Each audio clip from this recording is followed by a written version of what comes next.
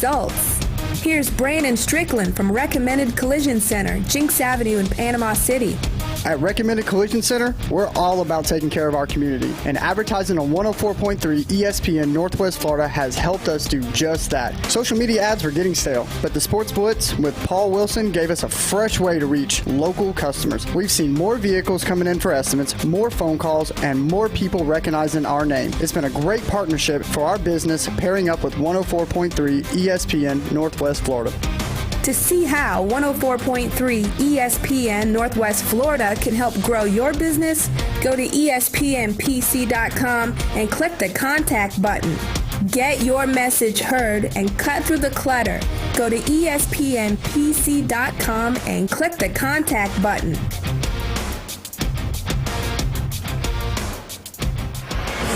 WGSX Lynhaven, WVOQ Port St. John.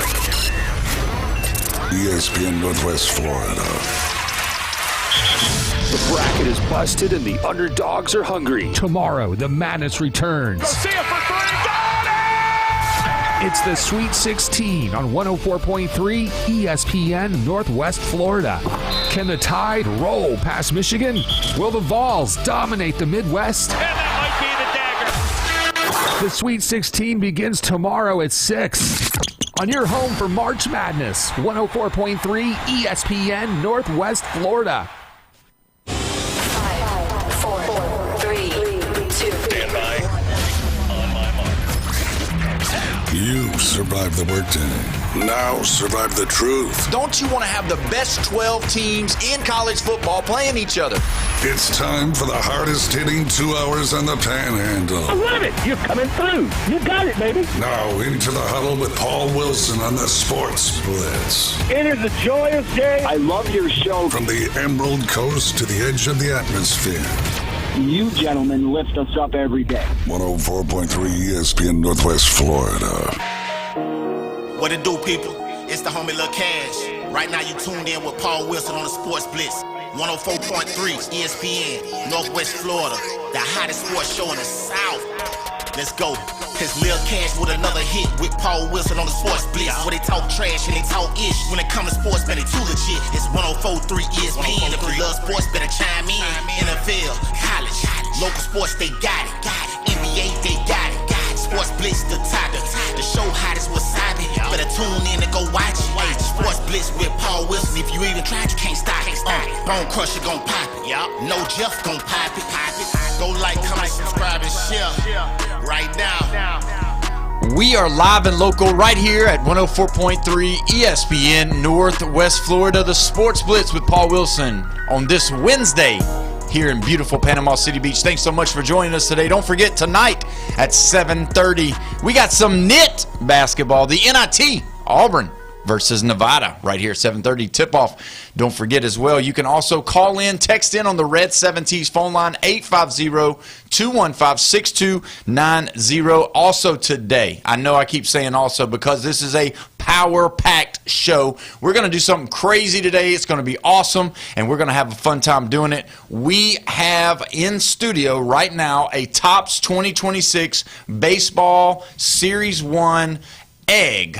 In reference to the Easter season, we are going to be opening this on the air right at the 420 area with Aaron Bearden from Instant Replay Sports, and he has been so gracious to gift us this. We're going to open this on the air, and he's going to tell us what we do have. We're going to take caller number 5 right then at the break, and you're going to get a chance to win this. But also, not only that, you're going to get Mountain Dew Code Red 12-pack and a $25 Ferrucci gift card. So I'm just saying, this prize pack today is going to be cool. Who knows?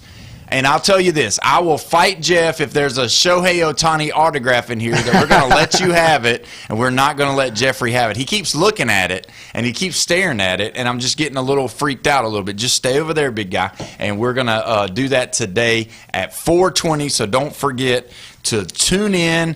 850-215-6290 is the number that we're going to do it on. So, as always, on a Wednesday, we got Tennessee. Sweet 16 Tennessee. Yes, Brandon, sir. in the Yes, building. sir. How you doing, man? Dude, we are excited, one, about Tennessee being in the Sweet 16, and even more excited about being back in studio on a Wednesday. Oh, yeah. It's awesome. And as well, we got Jeffrey here. How you doing, Jeffro? I'm doing pretty good.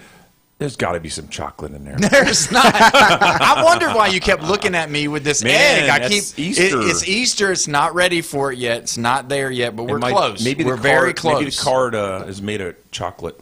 Well, it could be, but I'm just saying, you know what? I'll get you some chocolate later. We'll get somebody to run to the dollar store and get you one of those buy one, get ones that they got going on over there. As well, on a Wednesday, we got the Bone Crusher in the building. Bone Crusher, how you doing? Yo, so what's in that egg? Just like trading cards? Yes. Yeah, it's baseball card. You never know what's in here. I'm going to open it at around the 4:10 mark, so you're all going to have to wait and see because this is a nice 10 here, and I'll read it to you. It says 2 holiday variations, 1 exclusive card inside. So that means you can only get it in this. And then it's a 59 total cards in this egg. So there's 59 cards in here, and we're going to be opening that. So the value of this egg could be somewhere between... You don't know. I mean, I don't even know how much it was to buy it. I'm not sure exactly how much they cost, but I will say it could be an autograph in here. It could be a relic in here. It could be some kind of specialty card that's worth... I mean, at the end of the day, it's definitely probably going to be worth at least what it's worth at when you buy it. So 35, 50, I don't know how much it is, but I do know that it's a special deal, kind of a cool egg. I mean, you could take those are pretty cool. You could take this egg because it's a metal. You could take this egg and hide it at Easter for your kids. That's the grand prize. It's to be a grand prize egg, so it's a twofold. I wish my wife would buy that for me from Instant Replay Sports Cards for Easter. Yeah, she probably can, but you got to let her buy it. You can't control the money. I know some men like to control their money. Oh, is that just me? My bad. I'm sorry. But either way, you're the only one married here. Oh man. Well, Bone Crusher's married. So, but either way, I don't want to use my credit card. No. Okay. All right. We're all about conservative spending in this studio. But either way, we're pumped up and ready to go. Obviously, Brandon, we've got to get into it.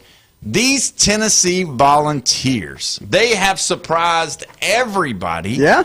And are you surprised that there are no perfect brackets anymore? No, I'm not surprised about no perfect brackets. I think a stat this year I've seen, we're always talking about who's got the perfect bracket. I think after the first round they were talking about of how many millions of brackets. There were 20 winless brackets. So people are trying to make brackets where nobody wins. They're trying to pick the wrong picks. And there were only 20 winless brackets after the first round. So I thought that was more impressive than an undefeated one at that point because there's never any undefeated brackets, never hardly any other perfect brackets. But, yeah, never surprised about that. It is so hard to get these all right. I mean, you can chalk it up. You can pick every underdog.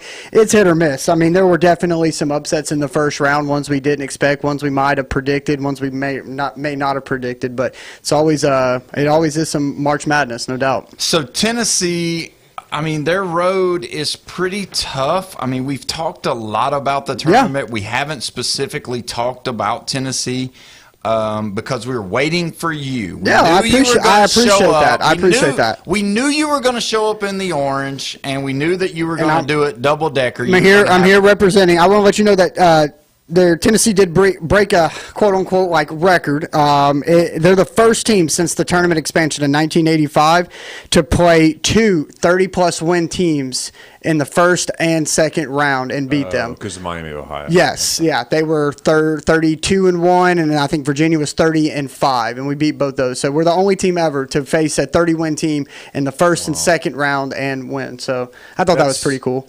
That's really hard to do. I mean, it's not like y'all picked your teams that you No, played, we don't. We don't get to pick. But there were online groups like 366 Sports, and in the first round they said, "Oh, Tennessee's going to lose to Miami of Ohio." And in the second round they said, "There's no possible way that Tennessee's going to beat Virginia." they like double down on it. Yeah, And I mean, guess what? They were wrong. I feel a whole lot better playing Iowa State than I did before this tournament had started. Because this is a Tennessee team that, you know, we're playing well. We're not playing bad. And more importantly, we're playing defense. Yeah. You know, we kept that 3-point shooting Miami of Ohio team, I believe, to 59 points or 56 points. I mean, they averaged, I think, 70 odd points, you know, every single game this year. So and they scored like 100 like 8 times. Yeah. So I mean, it was nice to see us play some actual defense. Nate Amit, our 5-star freshman, scored 0 points against Miami of Ohio, and he scored 16 against Virginia. So it looks like he's starting to ramp up. He's starting to get into a rhythm as well. I closed my eyes because Jeffrey started talking about all these times that Miami of Ohio scored 100 points. They played NAIA schools as well on their schedule. So, yeah, they could score 100 points on an NAIA school, them being a Division I school. So let's just put that out. Well, the coach said everybody was scared to play them. Yeah. And I believe everything I'm told. I mean, Loyola of Marymount State College wasn't the NAIA powerhouse, you know. No. I mean, so they played them.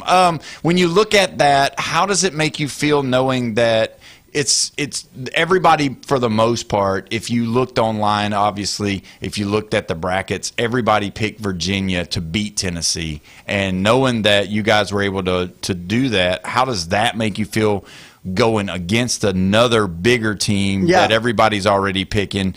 No doubt. Did you pick them? So funny you asked that because we were talking about that prior. So I picked them to obviously win the first 2 rounds. I really thought that this Iowa State game would be an extreme challenge for us. Yeah. I mean, we are working on our 3rd consecutive Elite 8 appearance. So that's what we're playing for. Wow. Rick Barnes, you know, a lot of people were hating on that lifetime contract. What has he done? But to be in the Sweet 16 4 consecutive years, to have an opportunity to go to your 3rd consecutive Elite 8 appearance. That's pretty good. I mean, that gives you opportunity. So I'm happy with Rick Barnes, and that, you know, I had my Florida buddy, you know, about early in March, make a Facebook post that was talking about, you know, he's a Tennessee hater. He's a Florida Gator fan, but lives in Tennessee. So it's kind of like opposite. Yeah. And he was like, you know, Tennessee giving a lifetime contract to a coach who hasn't won any national champions, yada, yada, yada. And so I went back and found that post because, you know, Florida lost. And, you know, I reposted it and said, how's this post aging now, bud? And it has probably like 30 or 40 comments on that now from people in Tennessee and people I know. And, you know, I mean, I told him, I said, man, for Florida to give a guy who won a national championship, I said, that sounds like, you know, a knee-jerk reaction, you know, win one national championship and sign him for, you know, whatever. He hadn't really done anything prior to that. And like I said, there's only been seven current, I think, active coaches that have won a national championship. And I think, what is it Golden, whatever is in Florida? Yeah. And he's one of them. Yeah. And they're already put out this year. So you know, there's only 6. You're not going to have a good coach and every one of them is going to win a national championship. Right. The goal is to get the kids in place, to get them to have an opportunity to do so. So in that case, I was extremely happy with the Rick Barnes lifetime contract. I'm happy to where the positions he has put our players. We've recruited well. We've done well in the transfer portal. And let's go to another Sweet 16 and see if we can beat Iowa State. You know, to answer your question, no, I did not pick them to win this game. However, you know, kind of reverse psychology. If I would have picked them to win, they probably would not have.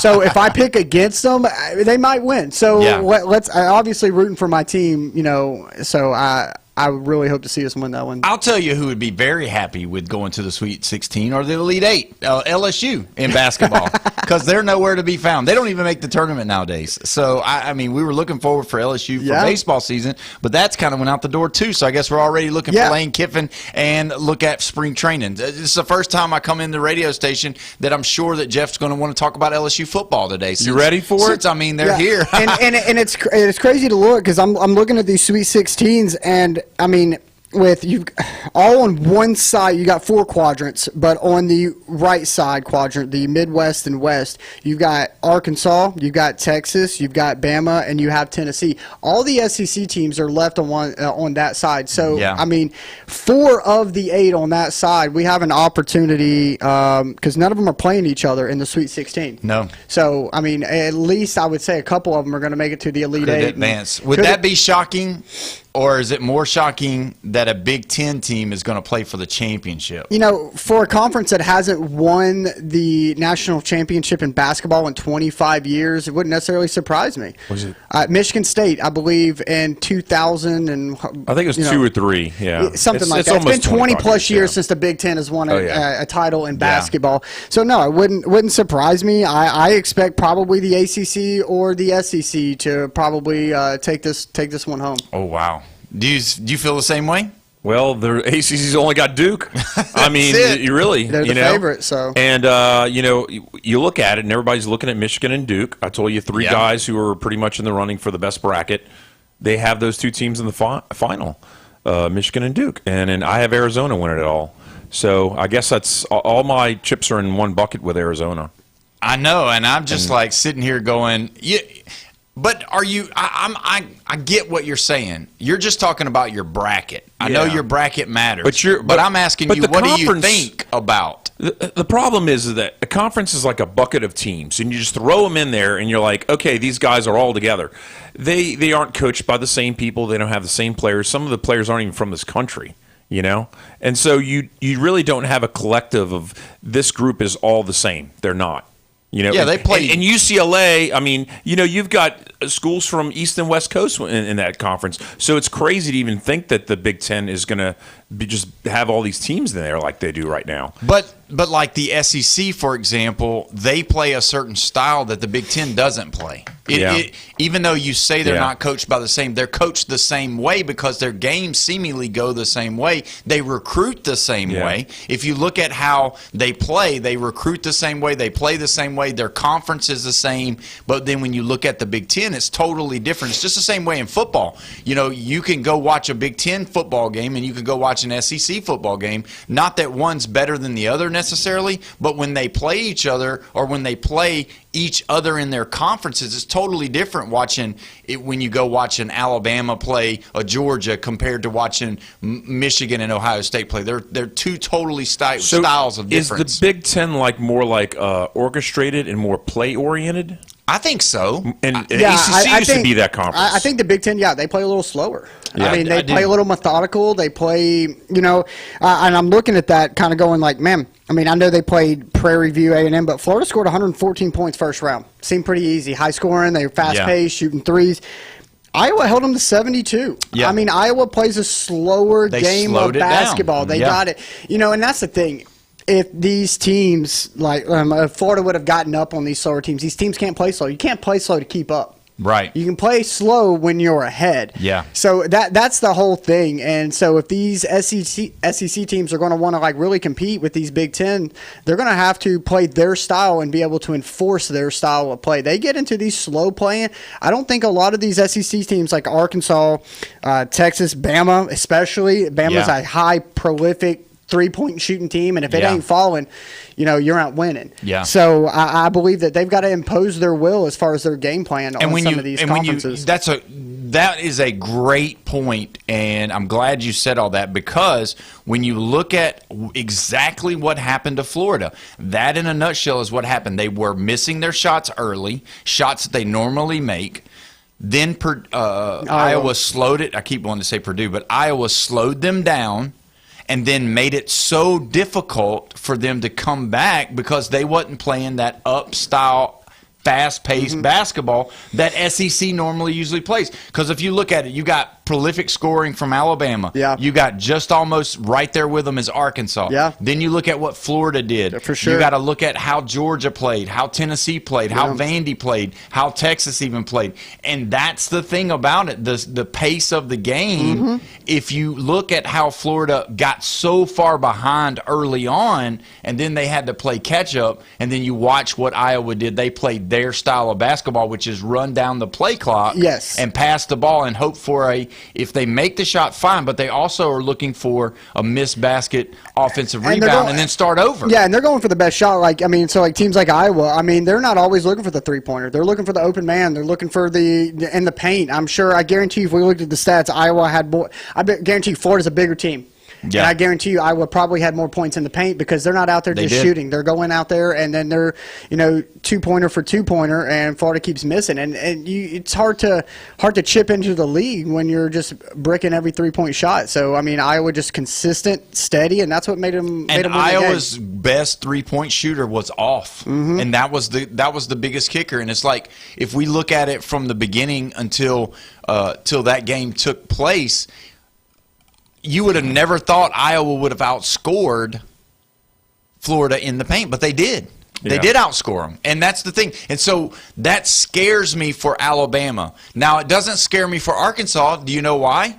Because Arizona plays the same style, or at least Arizona tries to play that same upbeat style back and forth that you see the SEC. So that's what's crazy. And I'm just like, gosh, how in the world is Alabama going to be able to beat Michigan? It's going to have to be score early, score often, and put Michigan behind the time clock and make them have to speed up this game. Yeah, but you'll see Michigan, they can play a fast pace, but they're not built to do that because they know how to win basketball games when they're playing in the Big Ten. So that answers the question. Yes, they don't have the same coaches. Yes, they've got foreign players. Yes, but the style of play that they've been playing most of their games, especially the latter part of their schedule, is a faster paced game. And then now when they come into here, now it comes to the place to where it's all about who you match up with. And it's not about matching up with just my player being better than your player, but it's our scheme versus your scheme. What we do good, what you don't do good. And that's really where we're looking. And that's going to be interesting watching these next games coming up. Well, you can't make somebody else speed up, but you can make them slow down. 100%. And the pressure and the coverage on defense slows them down. But you can speed them up if you get ahead early. Because there is that intensity in your bones of like, oh, no, we're down by 6. Yeah. Wait a minute, we're down by 9. Yeah. Oh, no, we're down by 12, and we still ain't to the halftime yet. So that's what I'm saying. You speed them up by scoring. Yeah. But you can slow them down with your defense. Oh, yeah. But the way you combat a good defense is have a good offense, and we know that. So I hate to say the collective, but I should ask, what teams are the most physical, though? Because I want to say, which conference is the most physical, but really again, it's like the collective of all these different teams and all that. What team is most physical? Well, if you look at Alabama, you're going to see a bunch of shooters. Uh-huh. Now, what does that mean, though? Are they physical in their front line? Are they in their backcourt? Where are they physical in the paint. at? Are they I want to know what's the paint, because that's where the most physical game is. But if you look at it, Iowa was not necessarily more physical than Florida, but they scored more points in the paint than Florida. Mm-hmm. They wasn't bigger than Florida, but they were able to do some of the things that Florida had maybe not seen as much. It's like they were able to do the smaller things better. Yeah. But either way, we're going to have to take our next break. When we come back, we've got the prize pack, and we're going to be opening this egg of cards. We got Aaron Bearden coming on. You're listening to the Sports Blitz with Paul Wilson right here, 104.3 ESPN, Northwest Florida.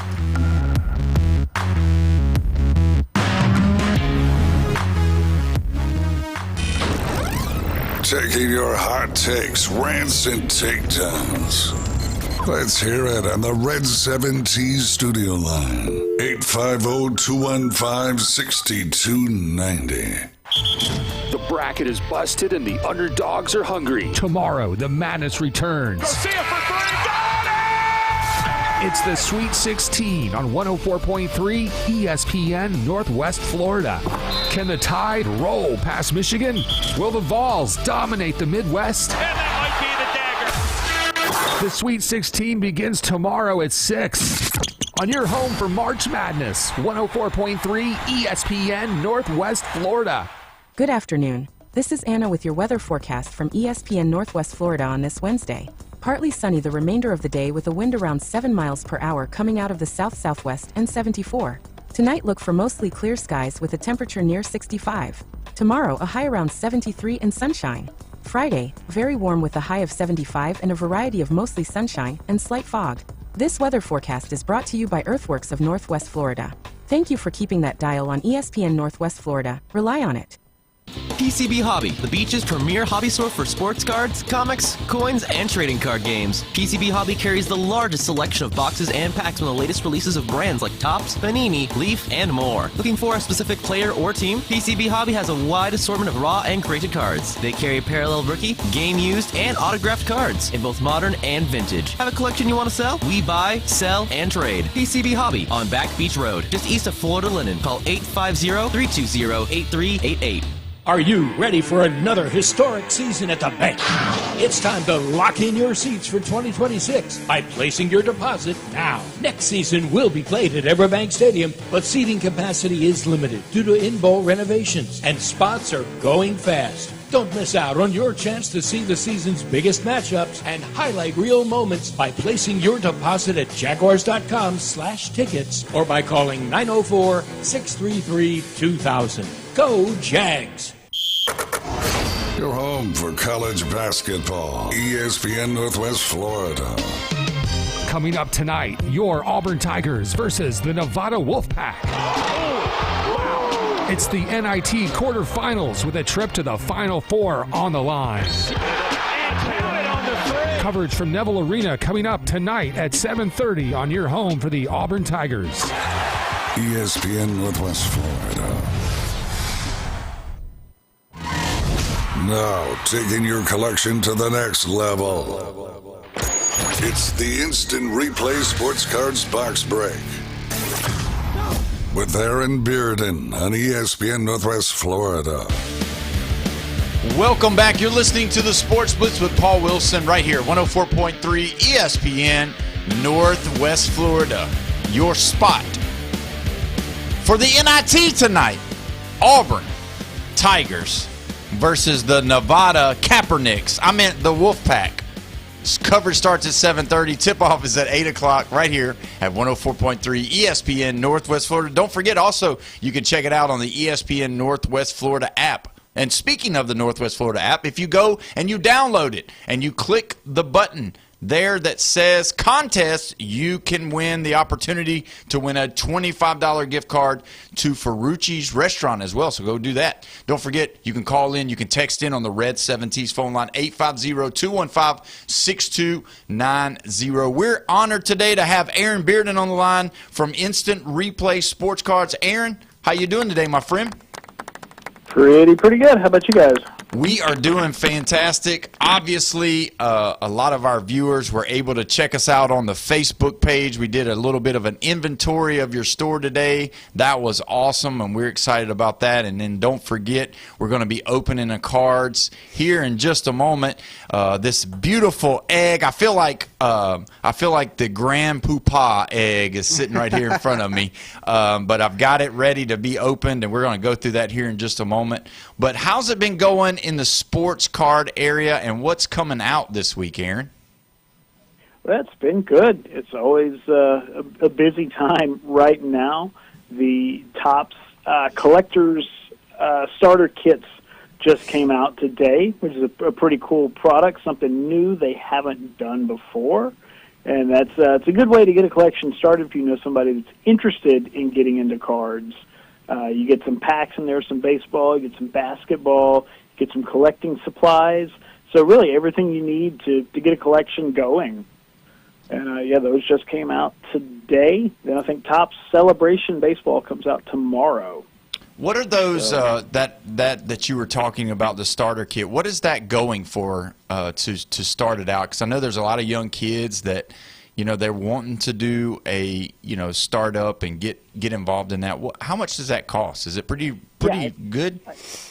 Yeah, I think they're about $60, which is not bad because you get quite a few packs. Plus, you get some exclusive cards that you can't get anywhere else in there. So, like I say, you get a little binder, you get some sleeves, you get all the stuff you need to take care of that collection. Well, that sounds good. Whenever you start talking about these cards, and you can look online and see I heard a statistic. I can't think of what it was, but, obviously the COVID years kind of bumped it up, and it kind of went down a little bit after everybody started going back to work and that kind of thing. But they said something in the area that the card market has grown so much just here in the last couple of months due to all of the changes where Topps has taken over the licenses. Have you seen some of that as well? Changes. Yeah, some good. Some we're still waiting to see, what they're going to be. But yeah, this is a very weird time for the hobby. This is an odd time to be getting into it. It's definitely, the manufacturing is changing, but also the collectors themselves are changing. It's way different from what it used to be in terms of collectors. And again, some good, some not so good. Well, I know that a lot of people are looking at the main characters, so to speak, in the baseball world, obviously the basketball world, the ones that are kicking up, and the ones that are just starting, and the rookies, and seeing the spring training going on, and then you got the NBA in full swing, and then also you got the March Madness. Now I know that there's a McDonald's All-American cards that they've got out. Are there some of these stars that we're seeing inside of the March Madness? Are some of those guys in there? Yeah, but when they make those kind of products up, they're working on that for maybe a year or so before that comes out. So what they can't really predict too much is who's gonna be there a year later, which teams are going to make it in, and stuff like that. So just like with the Olympic product that Topps put out back in January, there were some athletes in there that were Olympic hopefuls who maybe just missed out on the cut to get to go to the games or something like that. So it's kind of a tough thing to predict, at least with some of the major sports leagues like MLB and stuff. Who's on the roster. So that's a little more of a sure thing. But still, every year we've got somebody who is out for the season after 3 games or something like that. So, it's a little hard for them to predict, I suppose. What exactly is a wild card prehistoric baseball hobby box? Well, to break it down, it is a product made by a company called Wild Card. Wild Card started up back in the 90s. It went out of business. It was purchased and restarted to be able to use all the logos and the old designs and all that. Wild Card now operates kind of with the mentality of they know they're not the big guys. They know they're not Topps or Panini, so they're doing their own thing a little bit different. What they do is these boxes that have maybe 5 or 6 cards in them, they're all individually packed inside, and they all come in a protective case already, like a one-touch magnetic case. They're very low-numbered, and you get a chance to get a lot of autographs of players that are in those bigger companies' products that cost a lot more to try to get. So, and they focus on doing some very seasonal theme designs. They do a lot of Halloween cards where you get a player with a werewolf or a mummy or something on the card with them. They do them for a lot of holidays. So the prehistoric thing is the players, but with dinosaurs and woolly mammoths and things like that on the card as well. That's cool. So we could get a Jeffrey woolly mammoth card. That'd be awesome. So tell us a little bit about this egg that I'm holding right now that we're going to be opening here in just a moment and giving away to a lucky caller today. This says the Topps 2026 Series 1. Give us a little bit of what this is. I know that it says it's got 2 holiday variations, 1 exclusive card, and then 59 total cards in this tin. Give us a little update of what this is, Aaron. Sure. Yeah, so this is yet another iteration of 2026 Topps Baseball Series 1. So the base cards are going to be the same as what you'd find in those 2026 Series 1 packs, the ones that potentially have that 52 mantle and all that stuff in them. But these are going to have a couple of holiday exclusive variations that you can only get in the egg. You can't get it if you buy the hobby box. You have to get these eggs to get those variation cards. So. Wow. So whenever you said that 52, wouldn't that be something if that 52 Mickey would be somewhere in this? This would be fantastic. And he's stuttering. He's tripping on his words. He got all happy. We would definitely still give it away to our caller, but man, I mean, we would have to maybe put our money together and try to buy it back for a quicker I think deal. Don't know if we have enough. It would infuriate a lot of collectors if they were to put that kind of card in something like that. You know, an issue, a box like that. You know what? You know what, Paul? They put some in there. Paul opens that, and that's in there. All of a sudden, the telephone lines go down. We can't get rid of it. That's true. Show has ended. Yeah, that's true. And where did Paul go? Yeah, where's Paul? But you know, without further ado, I think we're going to go ahead and open this card, this 10 right now. And Aaron, I'm gonna open it, and then I'm just going to read the cards to you again. We're going to take the caller at the break. We're going to take caller number 5, and you're going to get every card that's in this pack. You're also going to get a $25 gift card to Ferrucci's Italian Ristorante right here in beautiful Panama City. And you're also going to get a 12-pack of Mountain Dew Code Red. So that's what we're going to do right now. I'm opening the pack. And, Aaron, if you could just listen to these cards and tell me if we've got anything, all right? And I'll do the best I can. Yeah, go ahead. First thing is going to be look for any card that's different from the rest. Most of them are going to have, you know, like a white border around them, your base cards. Look for anything different from that. Anything different color, different, you know, it's got a serial number, any kind of different design. That's the first thing you want to look for.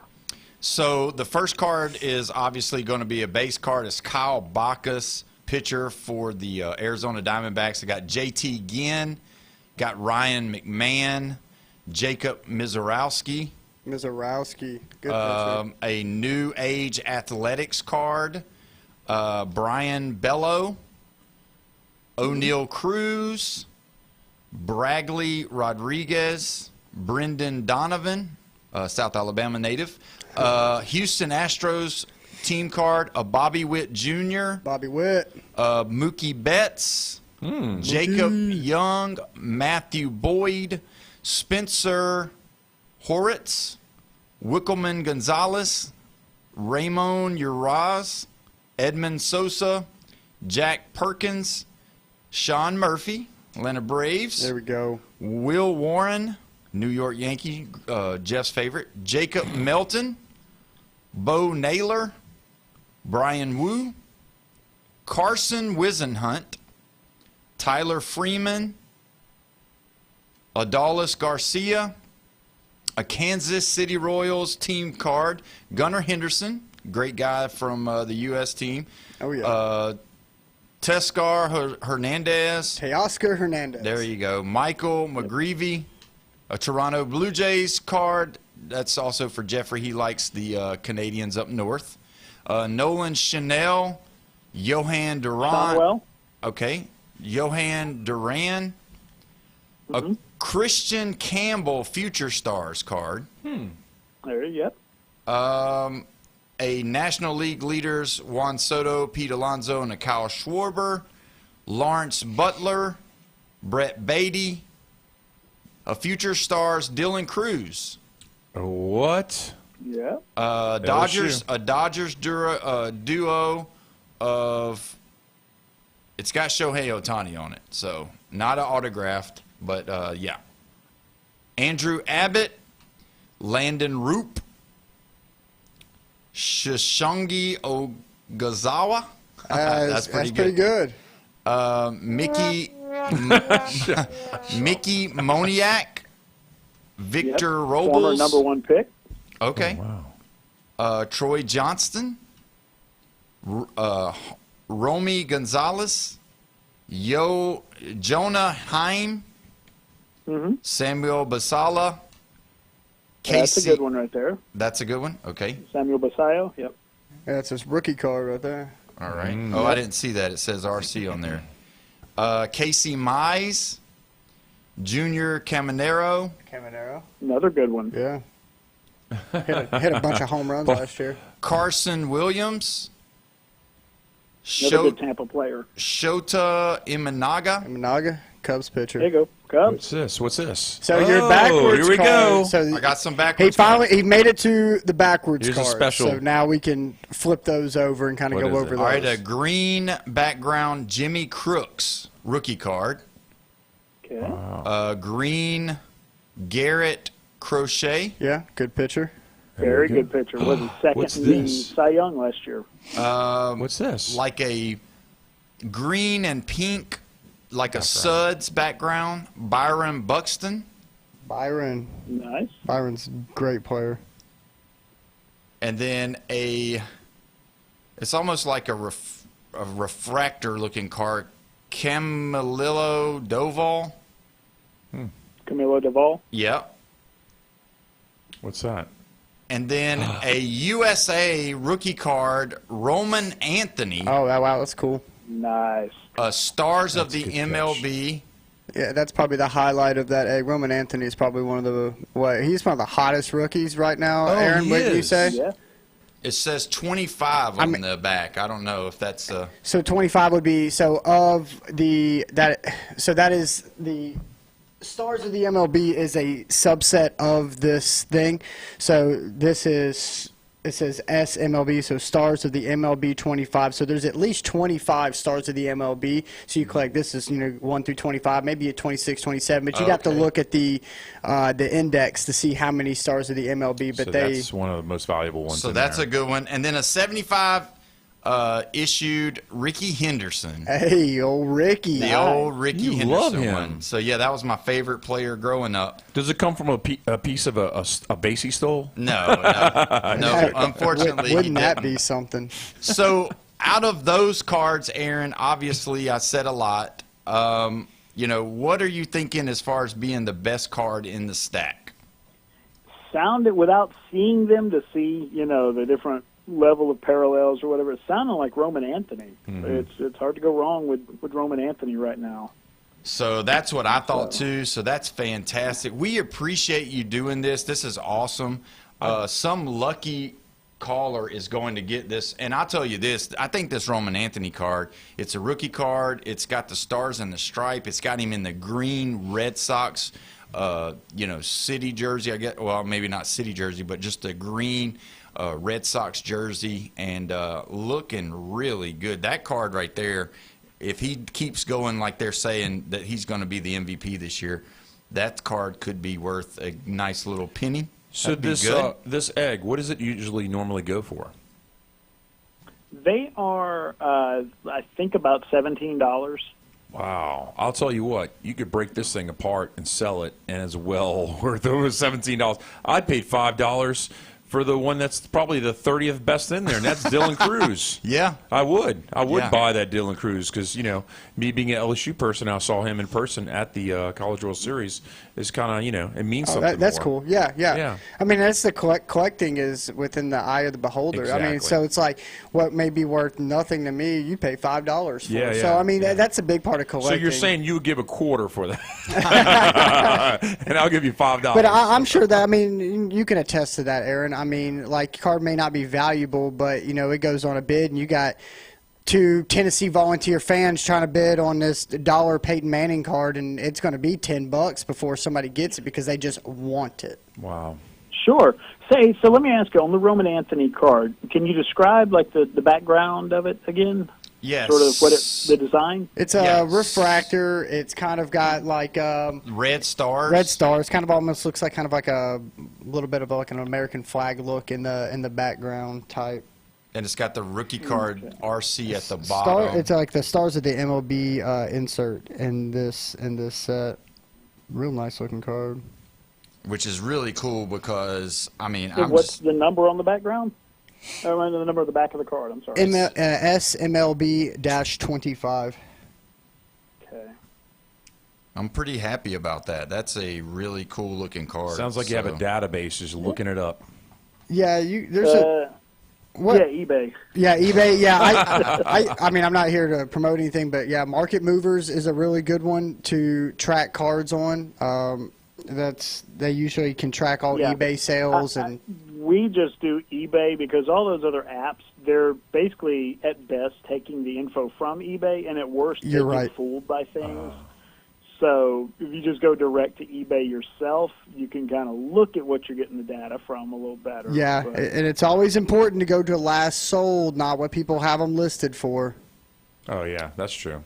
Well, I tell you what, I'm so excited about it. And what we're going to do, Aaron, give your hours of operation and then your location. And then right after this call, or right after this, we're going to go ahead and open the phone lines. I'm excited about giving this away. Certainly, yeah. We are open 7 days a week here, 11 to 8 on weekdays, 10 to 7 Saturday, or 10 to 8 Saturday, I'm sorry, and 12 to 6 on Sunday.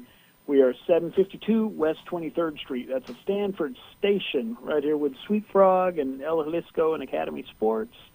And you can find us at instantReplaySportsCards.com. Well, that's fantastic. Aaron, thank you so much. This is the first time we've ever opened cards and got it all on the air, and it's just it's so fun. Thank you for doing this. This is an awesome time. Definitely. And I'm excited about our future, what we're going to do in the summer over there at your place. It's going to be really cool. So thank you so much for being today. And hey, congrats to whoever wins that. Hope you enjoy them. Yeah, thank you so much. Thanks, we Aaron. appreciate it. From Aaron Bearden, Instant Replay Sports. Now we are opening the phone lines. We're going to go to break, but we're going to open the phone lines. You're going to get all of these cards. This Roman Anthony card that probably is going to be, at the end of the day, it's probably going to at least be worth $10 to $15 at least, and could be more if he wins MVP. So I'm just saying. But either way, 850-215-6290. You can call the number right now. $25 Ferrucci gift card, all of these cards, and a 12-pack of Mountain Dew Code Red. We'll be right back. Sports Blitz, Paul Wilson.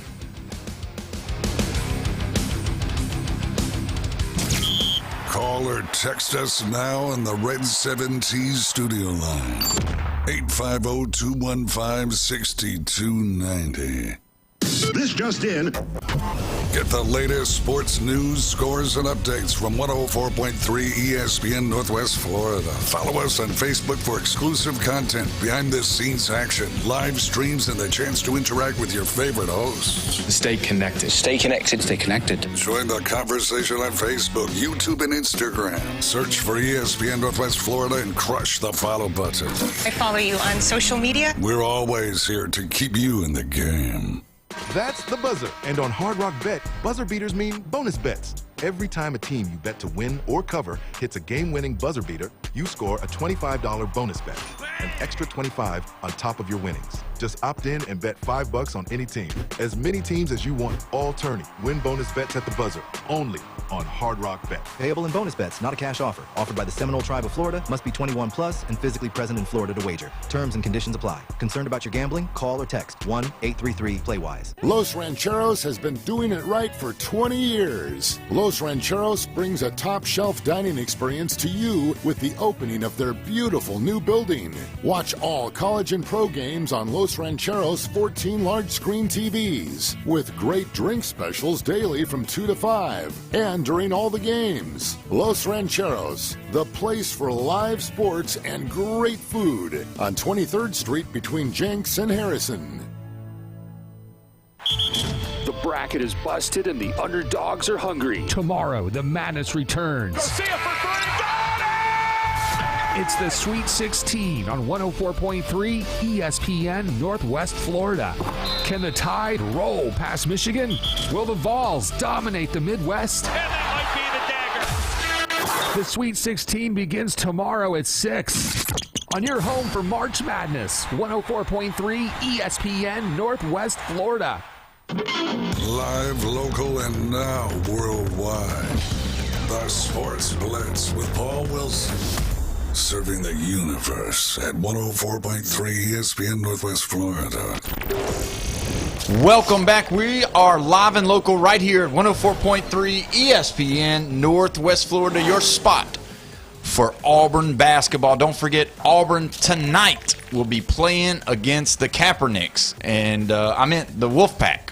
And so either way, the NIT is going on strong, as well as the man, that music is throwing me off. I don't know what that is. That's the winter bed. We're supposed to go to the phones, so that's the bed for the. Okay, I didn't know that. All right, wow, it's live and loud. So either way, we're going to go ahead and go to the phone line. We got Bobby on the line. Bobby, are you there? Bobby, are you there? Yes, I am. You are the winner of the prize pack, Bobby. Man, that is awesome. That's Hurricane Bobby, by the way. Okay, good old Hurricane Bobby. Don't disrespect the man. I didn't know we were going to say Hurricane because they made an early exit. Yeah, they did, but that's all right. Hey, the football team is freaking loaded. Oh, I can't wait to talk some football whenever we get out of this basketball. Football season. Yes, sir. We are loaded. We are loaded.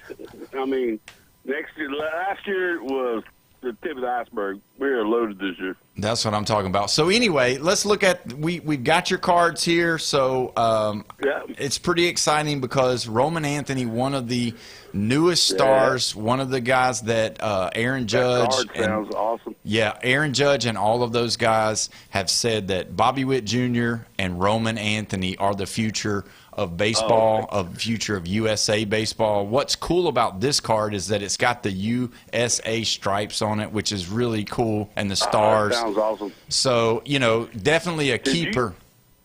Did you see that dart he threw in the World Baseball Classic? Yes, I did. Yeah. Oh my God. Yeah, they're all. That was a dart. Yeah, he's something else. But don't forget, also, Bobby? I hate to put you on the spot. Are you married? Yes. Okay, so you got a $25 Ferrucci's gift card as well. So do you like Italian food? I love it. Okay. I imagine. So I hate Olive Garden, but I like Italian. Hey, that's more like American Italian. It's like knockoff Italian. I worked there for like 6 years. I mean, they make some stuff back of house that are like from scratch. But you're right. It's Americanized Italian. It's not true Italian. That's awesome. My wife's gonna say you are blasphemy. I have eaten there, and I have eaten there, and it's delicious. Okay, and so I'm a foodie, so there you go. Yeah, you can tell Jeff's a foodie. So either way, Bobby, we're so thankful that you called, and we're excited. Bone Crusher is going to keep you on the line. He's going to give you the opportunity to talk about how to get your stuff. Hey, what do you think about this Sweet 16? I think it's playing out pretty good. I think so. I think it's going to be interesting. We've got some great games coming up. Yeah, I do too. I'm excited about hearing, who's going to win it. The top 64 was just exciting. I mean, think about what we got with just 16 now. I think it's going to be awesome. Oh, yeah. Who you picking, Bobby? To win it all? Yeah, of the 16 left, who you got? Even if you want person you picked have lost, who from the 16 teams left, who are you picking? Man, I'd say Arizona probably. Mm-hmm. Yep, that's a good pick. Not a bad one. I don't. Man, they're so strong down the stretch. Late in the fourth quarter or late in the second half, they're just really strong, I think. Yeah, I think John Calipari is going to think opposite of you for whatever reason. Yeah, well, I mean, I don't doubt it. I'm not a really big basketball fan, but Yeah. The UFL start up, and I'm not really a big fan of that yet because I ain't really watched it much. But I mean, it's football. There you go, man. Well, Bobby, we appreciate you, man. Always value your time on here, buddy. Yes, sir. All right, buddy. Have a good day. Stay on the line. Bone Crusher is going to take care of you. It's exciting. It's exciting whenever you give something away and people are enjoying it and you get a good – those things are just – it's really cool. How does that make you feel that another person is saying Arizona going to win the championship? I know you're all in on your bracket. I mean, do you really think Arizona's going to win now after seeing everything? Obviously, you picked them before the tournament started. Now you've got a little bit of an idea that, they've got a chance. But, are they the favorite? Are they the favorite on that side? Do you think they've got what it takes to win it all, really? No. You don't? I'm sorry. We've talked about yesterday, me and you, not on the air, but off the air. We talked about reseedings. Yeah. And if I had to reseed this whole right side, which Arizona stuck with Michigan.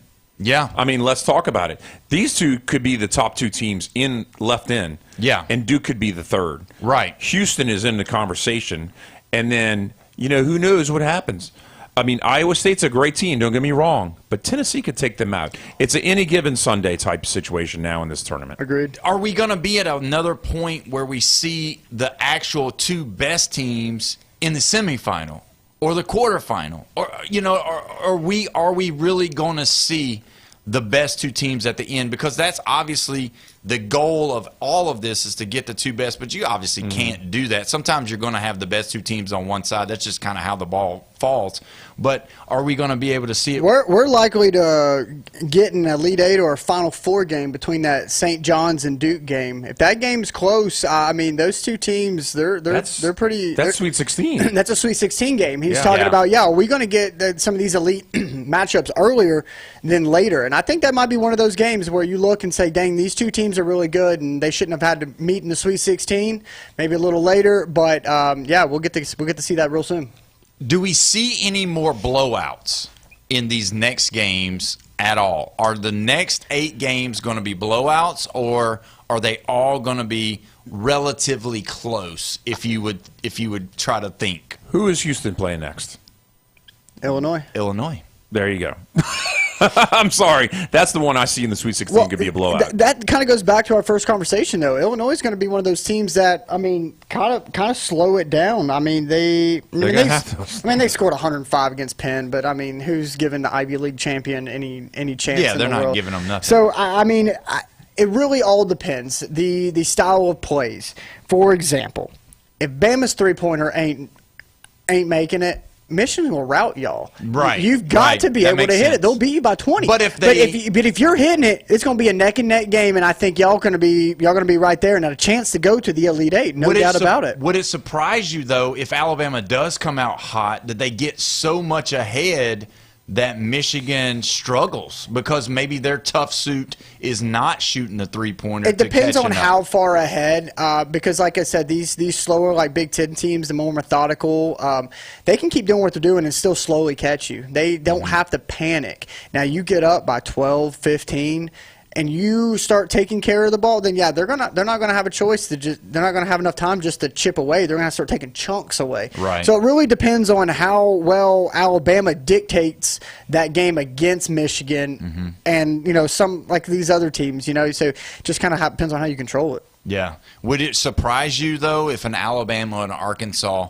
were to go on a big run and possibly that's your two teams on that side? How crazy would it be for Arkansas and Alabama to be the ones to come out of the West and the Midwest? That would just be wild. That would be the wildest part of the Wild Wild. We would call it the Wild Wild West for sure, right? Yeah, but I'll be honest with you. I don't want to hate on your team. But I don't think Alabama's going past this next round. Yeah, I don't think. Well, I don't think y'all will win another wrong game. I after the think y'all are first two. done in the Sweet 16.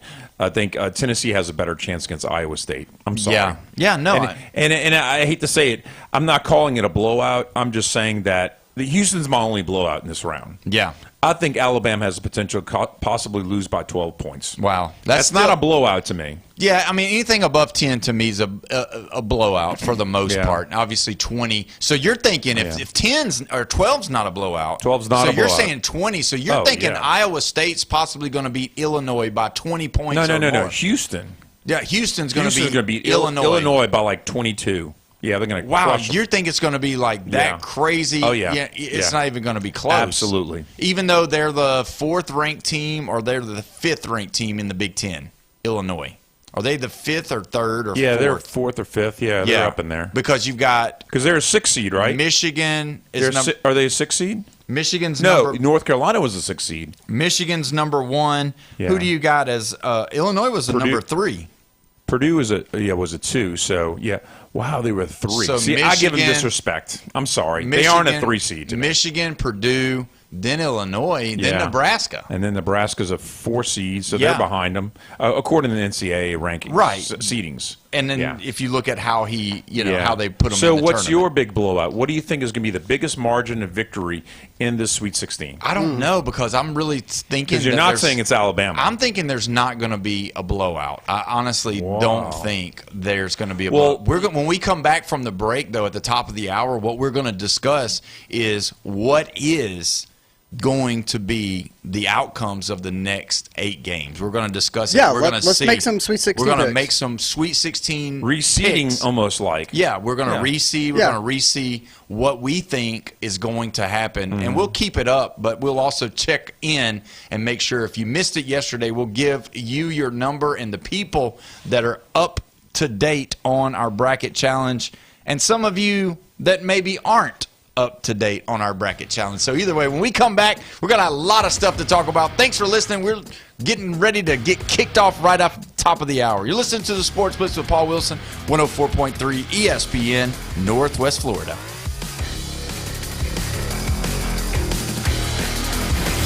Call in now. This is Touchstone Service. The Red 70 studio line is open. Demonstrate how to make a call with your dial telephone. 850-215-6290. Your home for college basketball. ESPN Northwest Florida. Coming up tonight, your Auburn Tigers versus the Nevada Wolfpack. It's the NIT quarterfinals with a trip to the Final Four on the line. Coverage from Neville Arena coming up tonight at 7:30 on your home for the Auburn Tigers.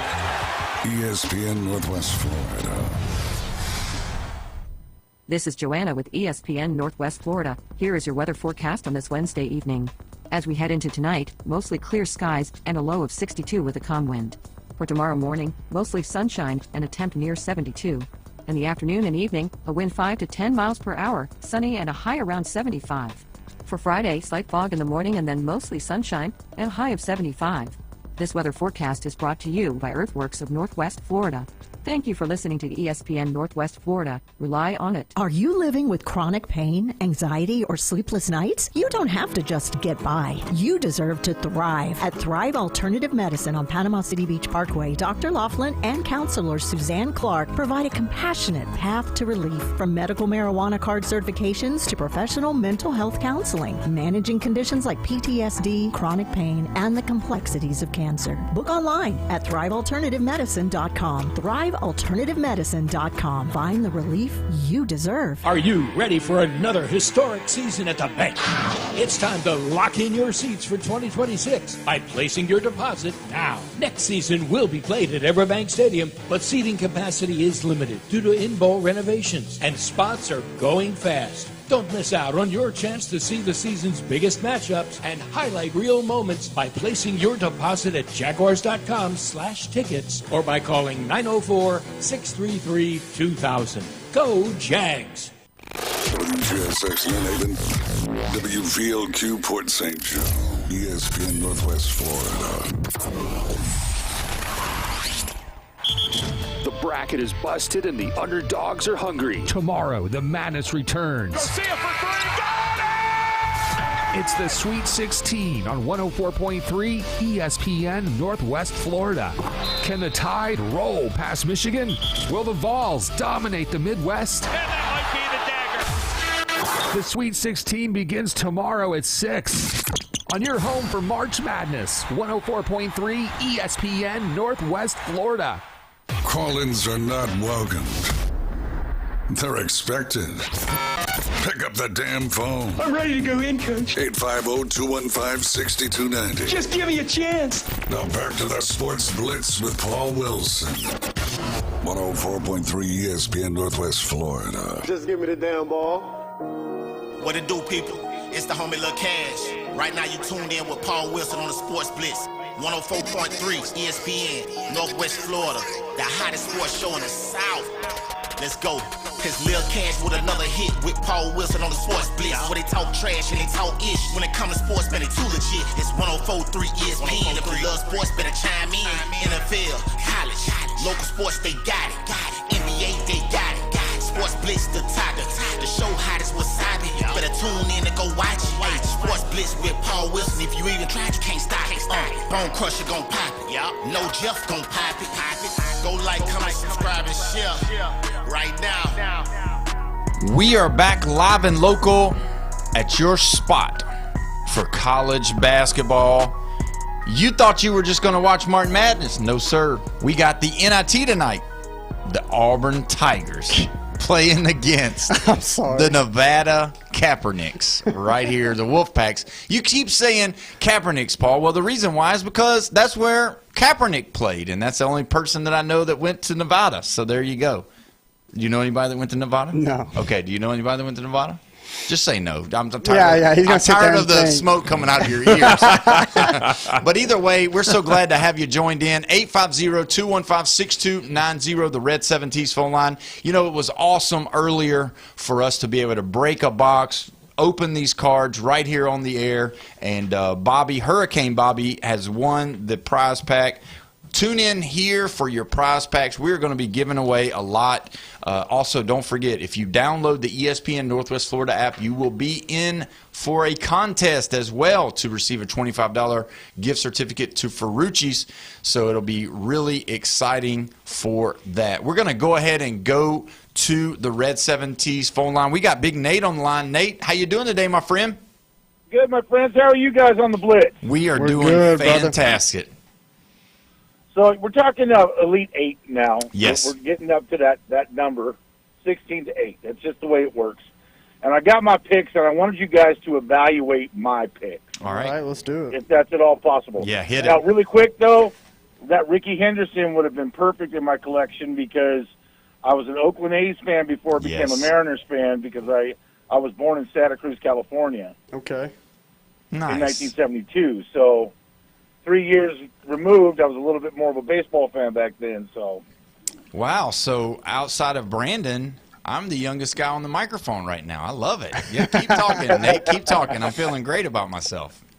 Well, and you're good looking too. So hey, I appreciate that. Thank you. So here we go. I got this all for tomorrow's games. I got Purdue over Texas. Wow. I got Nebraska over Iowa. Mm-hmm. For the Battle of the Corn. Yeah. I've got Arizona over Arkansas, but that's going to be a really good game for me because I would really like to see Arkansas maybe pull it off. It's kind of one of those things because Houston over Illinois. Then I go on Friday's matches. I got Duke over St. John's and another really close match. It could go either way, in my opinion. Michigan over Alabama, unfortunately. UConn over Michigan State, and then my last pick is going to be Iowa State over Tennessee. That's where you lost me, Nate. I'm sorry, sir.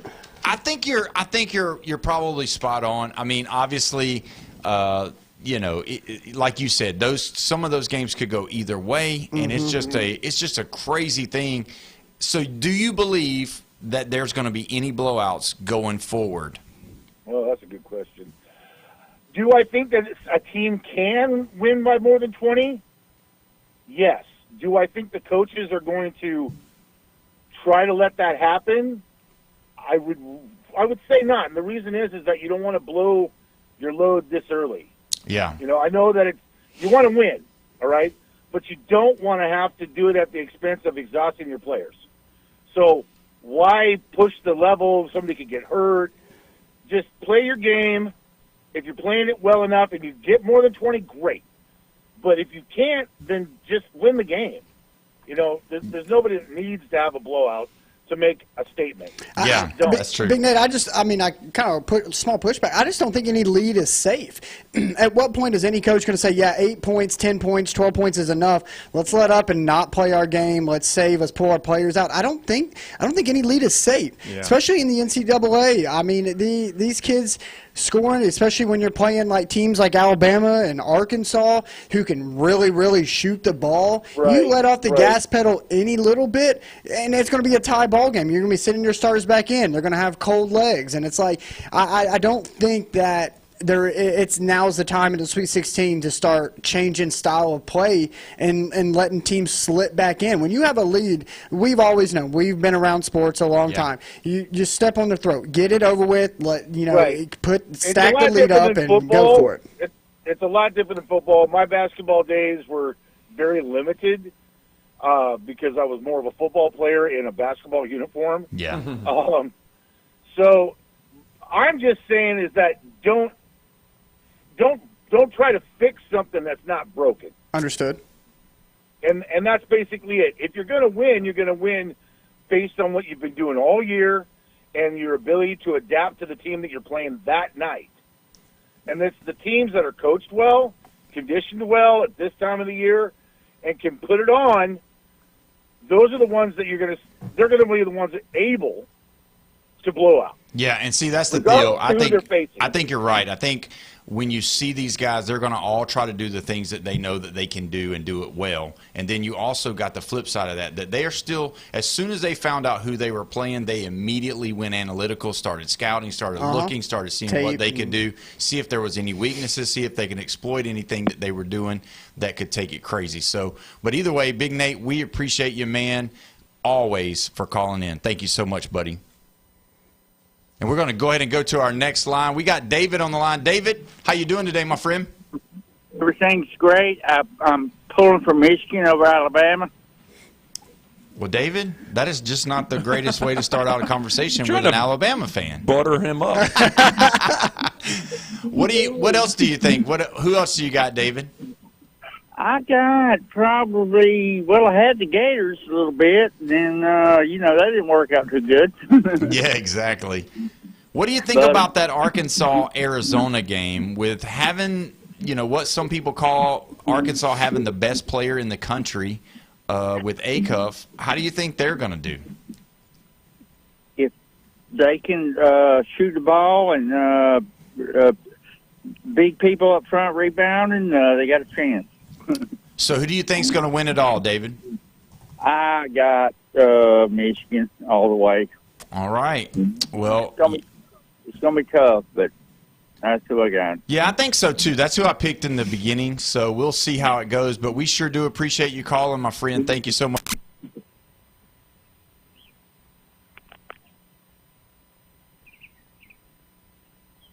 When you look at – there we go.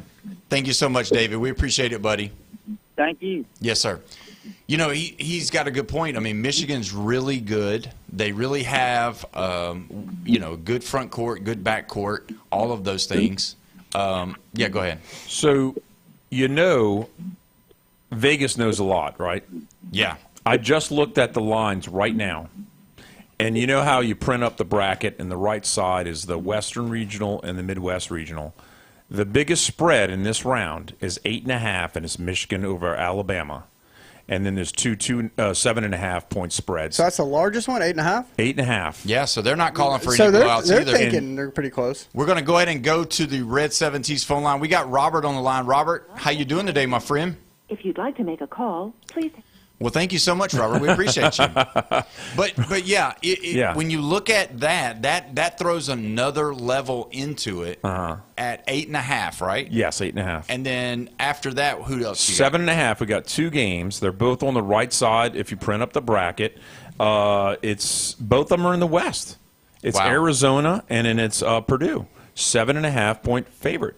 And then the next biggest one, would you believe it? Well, actually, it's Duke St. John's. Wow. 6.5. Well, we're going to go ahead and go to the Red 17's phone line. We got Robert on the line. Robert, how you doing today, man? All right, Robert's gone again, so that's strike two. So who's next? 4.5. Sorry, Tennessee. What? You're a 4.5 point underdog. That's a coin flip. It's not that bad. No, that's reasonable. That's a shot and a half in the game. Yeah. Come on, I'm not very sweating. reasonable. That might as well be a toss-up. 8.5 is reasonable. If you're above 10 points in basketball, then yeah, I'm worried a little bit. But 8.5 in basketball, to me, not when you've got shooters, that's not a big deal. Not to me. So, this is the shocker. Houston's only a 2.5-point favorite over Illinois. Am I disrespecting Illinois? You are disrespecting the people. I think a little bit. They're not fighting They're not Illinois football team. This is Big Ten basketball, and and Illinois is a lot better at basketball than they are football. And then the shocker is really another one. We got all these shockers, really. Nebraska 1.5 over Iowa. 1.5. That's pretty close. Well, you got to give look at respect to Iowa. They've probly split, they've played in the they have played season regular before. season. Yeah, they've got history, and their styles kind of. And then we got one more 1.5, and this is a big showdown. UConn is a favorite over Michigan State. And have you changed your mind on what you think UConn is? Because they really deserve a 2 seed. At the beginning, I said no. Mm-hmm. If they win this game, I'll say yes. Until they win this game, I say no. Yeah. Because UConn, to me, they had the blowout loss to St. John's. Or they lost the conference. Terrible. Yeah, they lost. They were leading the conference, and then they blew it. But hold on, they lost the conference in regular season, and then they lost their conference tournament to St. John's. But then they still were, a 2 seed, and St. John's wasn't. And we didn't respect UCLA that they beat by 16 last round. No, not at all. And that's the thing. So, yes, UConn is great. Yes, Hurley is great. Some people don't like him. Some people think it's, So of all the 1 and the 2 seeds, he's the only one with a national championship? Yeah. Because Duke hasn't. Michigan, Arizona, no. And then all the other 2s, Houston, no. Okay. Iowa State, no. Okay, Wow. so let's look at it. So we got to look at these games coming up. So we'll start from the top right, and what we'll do is we'll go around the room. We're going to redo this whole thing. I don't care what your bracket says. I want to know who you honestly think is going to win this game. Jeffrey, I agree. We'll let you go first with Arizona, Arkansas. Who do you think is going to win? I had Arizona. I'm sticking with them. The only reason why he's saying he goes with Arizona is because it's in his bracket. So he's just wanting to care about his bracket. Well, they're in my bracket, so I guess I'm going with Arkansas. I mean, Vanderbilt had a star, and guess what? They lost last round in Nebraska. Who's Vanderbilt's Vanderbilt star? had a star. Tanner. Are you kidding me? You don't think Tanner's a star for Vanderbilt? I don't. No. Oh, my God. Did you watch the game? I do. Oh, he had one good man. game. The Tanner guy. You tell me where he's going to go in the NBA draft. Oh, probably 8th. No, he's not going 8th. You better recheck your math on that one. I better do that. But Acuff, a lot of respect, but you're only one player, and Arizona's a whole team. All it takes is one. You're right. All right, here we go. Yeah, I'm going Arkansas. I am following my bracket, but I truly think Arkansas is going to win. I think we talked about this on last Wednesday's show when Randy was kind of sitting in with us, and I think this is where, more importantly, coaching comes into effect, because now they've had 5 days of preparation. Yeah. So their style of plays, kids, their talent doesn't get any better. They don't, I mean, in all honesty, they're just trying to maintain, stay warm, stay hot. It's coaching at this point. And with John Calipari, he's had over 900 wins, 6 Final Four appearances. This guy's been there. He's done that. Yeah. And a little more experience than the Arizona coach. I believe that the coaching, especially in this one, is going to carry Arkansas over Arizona in that Sweet 16 game. Wow. So Arkansas and Arizona, for me, really, when you look at Acuff, he's so good. He's going to be the #1 pick. By the way, just signed a new shoe deal. Yeah, first time. First college anybody. athlete, I think, well, especially college freshman athlete to ever sign. And it was Reebok. Reebok snuck in there and said, hey, here's your money. I don't know how long they locked him up for, but if he becomes somebody, Reebok's got themselves an athlete. Yeah, they got him a star. So Angel Reese, move over. She signed with him. I know you know that. You know, in your closet, you got some Angel Reese shoes. Don't Angel lie. Reese's.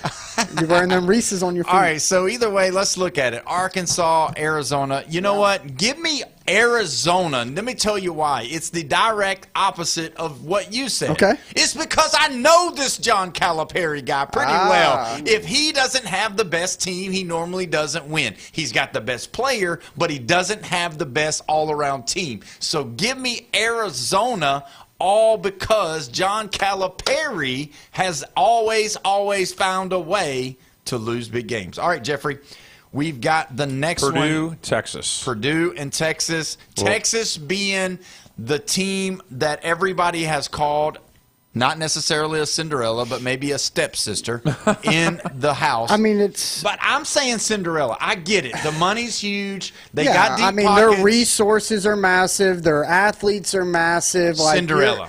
Yeah, I'll completely disagree with the Cinderella story. I mean, to me, Gonzaga's the Cinderella against Texas. I mean, you're going up against a school with, seems like unlimited money, a school with like unlimited resources, a school who sends out a recruiting pitch and kids flock there.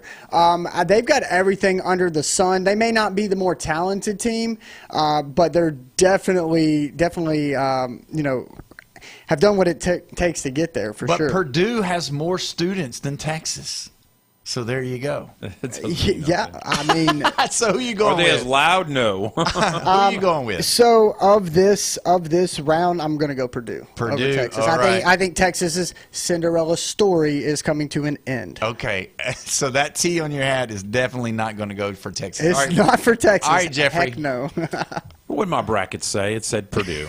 Let's do it again. Oh, my gosh. When you stick with somebody, you don't break with gosh. them. You know? We could talk to you about your personal life, and that probably would not line up. No, it would not. So there you go. All right, so I'm going to go with the upset right here. I'm thinking Texas is going to keep it going. I think Sean Miller and the Cinderella from Texas. If they lose, you wear a dress. A Cinderella dress. That's absolutely not going to happen. I don't care who wins or loses. I'm never wearing a dress. In orange. No. But either way, Cinderella for me. Give me Texas going forward and winning that game. I think they're going to keep it rolling, so I'm pretty happy about that. All right, keep it going, Jeffrey. Who we got next? Okay, we're going bottom right. Yep. We're going Michigan and Alabama. Michigan, Alabama. Go ahead, Jeffrey. What you got? I know who you're going with. I'm going to keep it to my bracket. Go ahead. Michigan. Sorry, I had them in my bracket. I have them in the Final Four. Yeah. I'm sorry. Yeah. I mean, but I didn't have them in the championship game. But, if I have to, when we get down to it and it's Michigan and Arizona, I might be breaking from what my bracket says. Yeah. I mean, it's really tough. I mean, and you look at it, you can't always go with the last game that they play, because look at what Florida did. Yeah. Mm-hmm. Look at what some of these teams that come out and win big but then lose. I mean, we were talking ahead of the Florida. We were talking about the Florida-Vandy matchup, and they both end up losing. We're talking about recency bias, and it's like it didn't even come in to play here. They both were looking ahead. Alabama has surprised me after the whole, the marijuana in the dorm thing, and the arrest of what is your second or third leading scorer. I thought, man, this team's going to crumble. This team hasn't. They have persevered. They made it through the first round, made it through the second round, which I really didn't think they'd do. And it's kind of got me thinking: are they fit to do this? In any other case, I would probably pick Alabama. I just don't see this Michigan team, as talented as they are and as big as they are down low. I mean, y'all will have to shoot over 50%. Yeah. I mean, it'll have to be 52 to 56% for y'all to win this game. I just don't know how sustainable that is. I wouldn't be surprised if y'all do upset them, but I'm going to roll with Michigan. Okay, yeah. Well, I'm going to wait till the break to be able to go ahead and pick mine, so I'll let you know after the break. When we come back, we're going to continue to talk more about this NCAA bracket and the Sweet 16. You're listening to the Sports Blitz with Paul Wilson right here, 104.3 ESPN, Northwest Florida.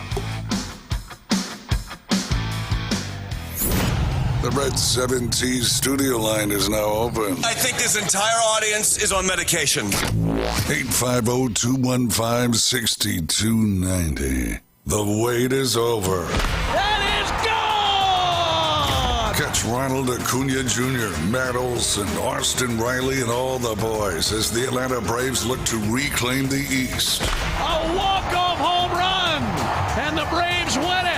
Follow the journey to October right here. Your official home for the Atlanta Braves on the Gulf Coast. Man, oh man, is he playing some baseball. 104.3 ESPN Northwest Florida. This is Joanna with ESPN Northwest Florida. Here is your weather forecast on this Wednesday evening. As we head into tonight, mostly clear skies and a low of 62 with a calm wind. For tomorrow morning, mostly sunshine and a temp near 72. In the afternoon and evening, a wind 5 to 10 miles per hour, sunny and a high around 75. For Friday, slight fog in the morning and then mostly sunshine and a high of 75. This weather forecast is brought to you by Earthworks of Northwest Florida. Thank you for listening to ESPN Northwest Florida. Rely on it. Are you living with chronic pain, anxiety, or sleepless nights? You don't have to just get by. You deserve to thrive. At Thrive Alternative Medicine on Panama City Beach Parkway, Dr. Laughlin and counselor Suzanne Clark provide a compassionate path to relief, from medical marijuana card certifications to professional mental health counseling, managing conditions like PTSD, chronic pain, and the complexities of cancer. Book online at thrivealternativemedicine.com. thrivealternativemedicine.com. Find the relief you deserve. Crawfish season is back, and the heat is on at Lone Star Boil House. Lone Star Boil House is where the locals go for delicious, mouth-watering Cajun crawfish, shrimp, buttery red royals, and everything crab. Plus, Lone Star Boil House is now serving liquor. Get crawfish 6 days a week, open to close. To-go crawfish also available at the front bar, and crush the follow on Facebook for frequent food and drink specials. Lone Star Boil House, 320 West 5th Street, downtown Panama City. Your home for college basketball. ESPN Northwest Florida. Coming up tonight, your Auburn Tigers versus the Nevada Wolfpack. It's the NIT quarterfinals with a trip to the Final Four on the line. Coverage from Neville Arena coming up tonight at 7:30 on your home for the Auburn Tigers. ESPN Northwest Florida. This is the Sports Blitz, where we don't have guests. We have punching bags. The Sports Blitz on 104.3 ESPN Northwest Florida. Welcome back. You're listening to the Sports Blitz with Paul Wilson right here at 104.3 ESPN Northwest Florida, your spot for all things college basketball right here in the Panhandle. Don't forget, if you want to be a part of the show, you can be 850-215-6290, the Red 7T's phone line. Red 7T's, your spot for all things custom apparel right here in Panama City Beach. We're so happy to have you join. We got Jeffrey here. We got Tennessee Brandon here. Bones Crusher's here.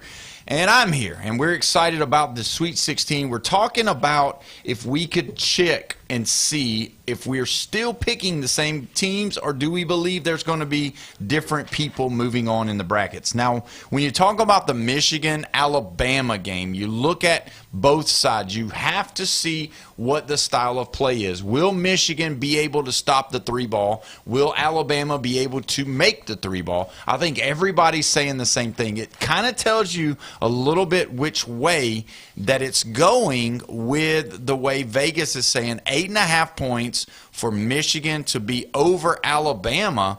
That's a surprise number to me, being the largest out of all the 8 games, that Alabama's margin of victory looks like it's going to be a little bit harder to get accomplished.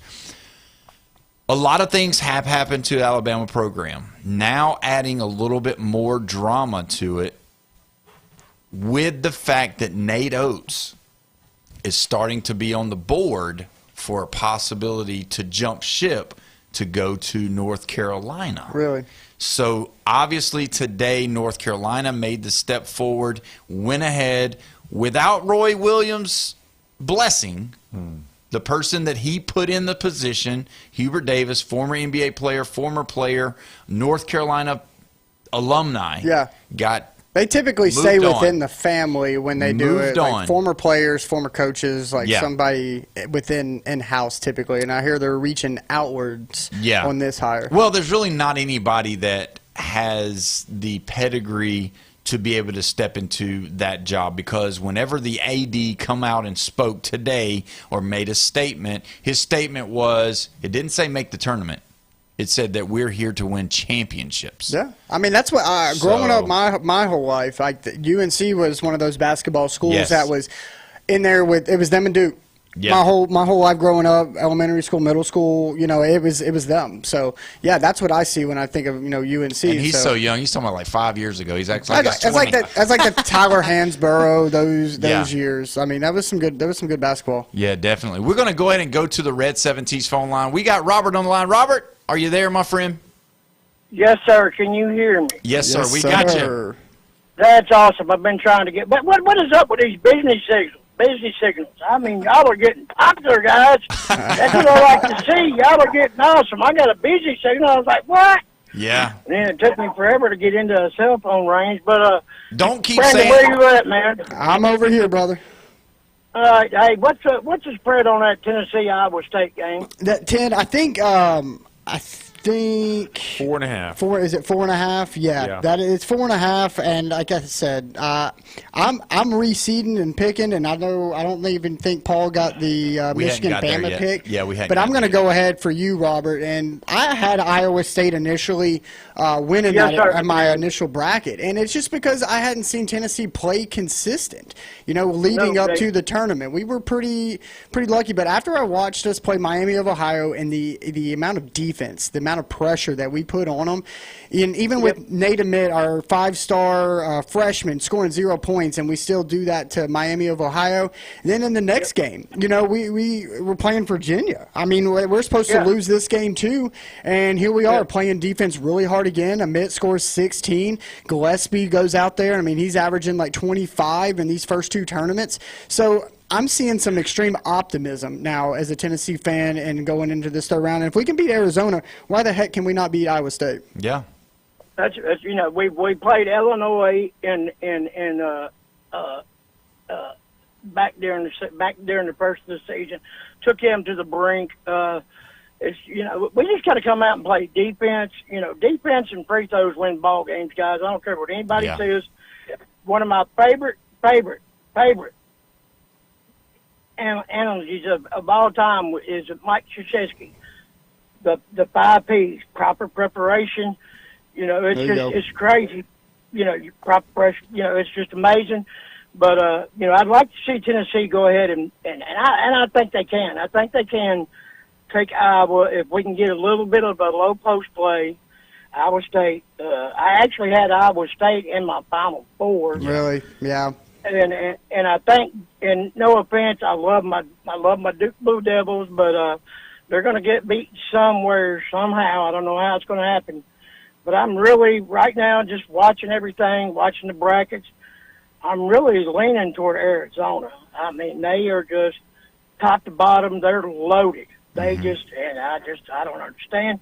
And then as far as the North Carolina job coming up, what's the guy's name at Ohio State? Iowa State. TJ what? TJ Otzelberger? Yeah. Yeah, Otzelberger, that's what I'm saying. Yeah, they North Carolina needs to take a good long look at that man, because I really and truly believe he's going to be the next Pitino or Roy Williams. Wow. He could be. He's got a 7-6 tournament record, which I think goes to show you he's gotten them there. I mean, the amount of talent you're able to pull into Iowa State with the other Big Ten teams and the other basketball schools around the country, I'd say that's pretty impressive for a school like Iowa State. So, I mean, it sounds like a lot of good coaching. So you may be on to a good point there, Robert. But guys, I just want to say one thing to y'all, man. I appreciate y'all. I love getting the busy signal from y'all. I love y'all and love on your peeps. All right, God bless Robert. y'all. Yes, sir. Thank you so Robert. much. He brings up a good point, like with all of these coaches, and we'll talk about that probably at the end of the next break. But let's get to it. Alabama, Michigan. Now, to me, the biggest part of all of this is going to be whether or not they can hit three-pointers. I think they'll do fine in that category, but I do believe that Michigan will be able to impose their will. I think they're going to be able to score in the paint. I think they're going to get some breakaway dunks. I think they're going to get some easy rebounds. So with that being said, give me Michigan. I know it's hard. I hope Alabama makes the upset, but, I mean, I think that, it's going to happen. Alabama's not going to be able to keep up because unless they go out there, and I think the number is about 42. If Alabama can hit 42%, and I know that's a lot. That's a big deal of their three-pointers. Just your second round, y'all shot 45% from the three-throw line. I'm looking at your first round right now, too. Yeah. So you shot 48%. Actually 33% against Hofstra, which didn't need a whole lot against Hofstra. But you heated up at 45% against Tech. So that's what you're going to need. You're going to need 42 to 45%, or it may get a little above that 8 points. So if he does win, if he does make it again to the Elite Eight, Nate Oates, North Carolina job. I mean, it depends. Is it about money or prestige? Because Alabama's got just as much money as North Carolina, if not more. You'll always be little brother. brother. Spending on the sport, though. You'll be little brother. You'll always be little brother. Alabama has a net profit of the basketball program. It's making money. Yeah. Now, it's not making football money, but it's making money. It's one of the only colleges that are your big blue bloods that's actually making money in both football and basketball. It's one of your only ones, and that's the big thing for Alabama. Yes, they've got money. That's how they've been able to spend it. That's how they get some good talent. Now, also, don't think for a moment that Louisiana, Mississippi, Alabama, Georgia, Florida, all those hotbeds of talent as well don't not come to Alabama because of prestige. You heard one of the players talking about saying, I love Alabama. But I think with all the problems that they had with Bediako, I think that garnered a lot of media attention. Obviously, the part that Aiden Holloway had to deal with here just the last week, right before the tournament started, Nate Oates is feeling the pressure from that. If they win or if they lose, I still think Nate Oates is really a big part of being considered. I mean, I was looking at your schedule. I mean, y'all put St. John's away 103-96 beginning of the year. Yeah. You know, y'all beat Illinois, who we're talking pretty highly of, against Houston. I mean, y'all put them away by 4 points. But that was with Holloway. And so it's like, you know, a little different team. But, I mean, just let's see. You shoot 45%, it'd be a game. Yeah, so I'm going there. All right, now we got the Tennessee-Iowa State game. Obviously, Jeffrey, are we just going to – I had Virginia in there. Oh, so you – we're deviating from the bracket. Oh, my goodness, so you're wrong. Let's go. No. Well, no, never mind. I'm going to stick with Iowa State because I had them going to the Final Eight, and here we go. Yeah. I've already made mine. I believe, like I said, we beat Virginia. I don't think there's any reason why we can't beat Iowa State. We just keep playing like we're playing. Let's go. All right, so you're diving all in on Tennessee. All right, let's look at the top left. So get your naps in because guess what? It's the latest game of all these games in the next 2 days. It's a 9-10 kickoff. That's perfect. I'll be done. I'll be done with work. I'll be done with your nap practice. I'll be done with the game, and then I'll be home. I'll be showered. I'll be had dinner. It'll be undivided attention. Spend time with the girlfriend, the work fam, whatever. And I'm gonna say, hey, this is my time. Now it's time. No text, no Let's phone go. calls. Do not disturb. Let's go. I'm gonna watch it at home so I can scream and yell. Are you putting on your onesies? No, your onesie. My checkered overalls. Yeah. Might be something we look into. Oh, we're not looking. Though. And I don't want to see that. I will. We make a run. We get to the Elite Eight, and we've never won an Elite Eight game. We win an Elite Eight game. I will be wearing those in-house. Right, with a T-shirt on under it, though. We'll see. Oh, gosh, please let Tennessee lose. Let them lose. All right, so let's look at it, Jeffrey. What do you think? Which one? The next one over the top left? Yep. We're going to go with Duke and St. John's. This might be the most interesting game of the whole next 2 days. I'm going to stick with Duke. Yeah. This is going to be a close game, though. And the 6.5-point spread, that's a lot of disrespect on St. John's. That is a lot. All right. Yeah. So earlier you talked about coaching. Now you got one of the freshest, newest coaches, a Coach K-ite, if you would. Yeah. Going against probably one of the greatest coaches of all time, and Rick Pitino. Where are you going with this one, Brandon? So this one is a little different for me, only because I know how talented this Duke roster is. Yeah. And what they can do. I mean, I don't know if y'all realize, but Duke is a total of 4 points from being undefeated this year. Mm-hmm. And then I don't think any of us are having this discussion if they're undefeated, to be quite honest with you. So I'm going to roll with Duke. I just think their players, their experience, the Boozer twins, all the talent that's on that roster, I think they're going to find a way to push through and make it to the Elite Eight.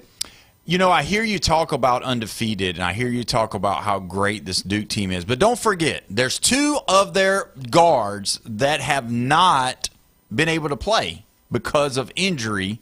One finally got back. I'm not sure how good he is going to be able to, what kind of minutes he's going to put in. I'm just telling you, this Duke team is not the same Duke team. If you saw what they did, they're getting some help back at their 4, or the other guy plays 5 as well. He's coming back, but Boozer hasn't gotten in foul trouble yet. Look for Pitino somehow, some way to get Boozer in foul trouble. If Boozer gets in foul trouble, Duke's in trouble. They've been playing him 38, 39 minutes every single game in the tournament. He's played more than just about anybody except for Sienna's players. He's averaging, this is what? I'll have to look that up. That's currently wrong. But, yeah, Duke has been in. I mean, they beat the number 1 Michigan team. They beat them this year. They beat with healthy guards. But they beat Michigan State. They beat Florida. They beat Arkansas. All these teams that are left in this, who I think are still, those teams can be better than St. John's. They've handed away. So there's no evidence, proof in the pudding that says they can't. Which helps me understand that you've got a legendary coach like Rick Pitino over on the other sideline. You've got these guys that are believing in themselves. This is the same St. John's team that blew out UConn. The same St. John's team that won their conference. So you know what? Give me St. John's for the upset. I think they're going to be able to pull it out. They're not the largest spread. They've got Shire still has not proven that he can coach in the big games. He relies on Boozer to take control. The other night, if you watch that game, it got close. All they did was give the ball to Boozer. All they did was wait for Boozer. If Boozer somehow, some way gets in foul trouble, whether it be the 16 game or whether it be in the Elite Eight or the Final Four, whatever, whenever they go Boozerless, you're going to see vulnerability with the Duke Blue Devils. So give me St. John's for that one. We got Michigan State, UConn right now. What you think? Michigan State's going to win. Michigan State. You didn't say nothing about picking them. You didn't say nothing about they're in my bracket. They're not in my bracket. Michigan State. Okay. All right. Don't forget, your Crimson Tide beat St. John's a little late last year. Earlier in the year. We're fine now. We're playing Rick Pitino tournament basketball. Okay, now. a little different. But wait a minute for a second. St. John's only beat Kansas by 2. I know it's Kansas. Is it a win? It's a win. Okay. And you know what? He was dogging Kansas. Yeah, that's where he's going with this whole thing. One point. He's like, Kansas wasn't very good, and they only beat him by 2. And only 2. Duke beat TCU by 23, and it could have been worse. Yeah. Okay. Well, TCU ain't playing anymore. No, they're not. Duke showed him the door. That's right. Yeah, I'm going to chalk this one up. Let's see. Actually, I'm not. No, I'm going to go with Michigan State. I'm going to go with the coaching in this one. I'm going to go with Tom Izzo. His experience, his 900-plus wins, his multiple Final Four appearances. Let's go there. I'm going to go experience and ride that on this one. This one's hard because the coach on one side has won national champions. The coach on the other side has won national champions. It's just a different type of deal here. Even though I've got Michigan State on my bracket, I've actually got this set up. This is UConn and Michigan State. They're on my bracket. Michigan State has played really subpar up until the tournament. Yeah. And when they got to the tournament, Izzo always finds how to win. He's one of those coaches that if you had a choice to bet on a coach, that's who you bet on is Tom Izzo. And I deviated from my bracket. I had UConn. You got and after UConn. watching some of these games, I'm like, some of these are a coin flip. But, I did deviate pretty good on that one. And you said what's the spread on this Michigan State-UConn game? 1.5. It's the closest one, and Yeah. it's not even a tie. Yeah, and see, that's where I think Michigan State is going to outcoach. I think Izzo will outcoach Hurley in this one. Dan Hurley will lose his mind. His blood will be his face will be he'll so headbutt bloodshot. the camera that's walking back with him to the locker room. But either way, we're going to go ahead and take our next break. When we come back, we will finish it, and we've got to talk about tonight's matchup. You listen to the Sports Blitz with Paul Wilson right here, 104.3 ESPN, Northwest Florida.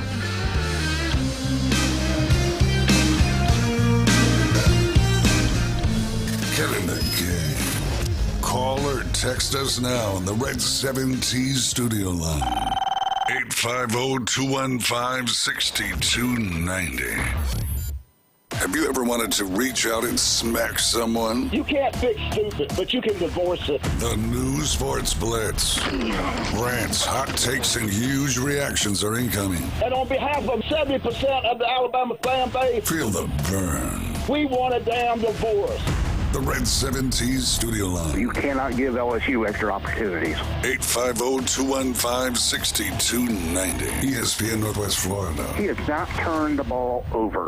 Get in the game. Are you living with chronic pain, anxiety, or sleepless nights? You don't have to just get by. You deserve to thrive. At Thrive Alternative Medicine on Panama City Beach Parkway, Dr. Laughlin and counselor Suzanne Clark provide a compassionate path to relief, from medical marijuana card certifications to professional mental health counseling, managing conditions like PTSD, chronic pain, and the complexities of cancer. Book online at thrivealternativemedicine.com. thrivealternativemedicine.com. Find the relief you deserve. Are you looking for a place to take a leak? Do you have a truck, tractor, or other hydraulic equipment leaking or not performing as it should? At Reliable Hydraulic Solutions, we can get you back to work. Do you have a busted or leaking hose? We can typically replace them while you wait. Hydraulic cylinder or pump needing repair? In many cases, we can have it back to you the next day. Reliable Hydraulic Solutions, 6840 Highway 77 in Southport, just south of Tractor Supply. The best place in town to take a leak. Your home for college basketball. ESPN Northwest Florida. Coming up tonight, your Auburn Tigers versus the Nevada Wolfpack. It's the NIT quarterfinals with a trip to the Final Four on the line. Coverage from Neville Arena coming up tonight at 7:30 on your home for the Auburn Tigers. ESPN Northwest Florida. On this show, we don't hold back. We react, we dissect, and we tell it like it is. You're locked into the truth. Listen! You're locked into the Sports Blitz. 104.3 ESPN Northwest Florida.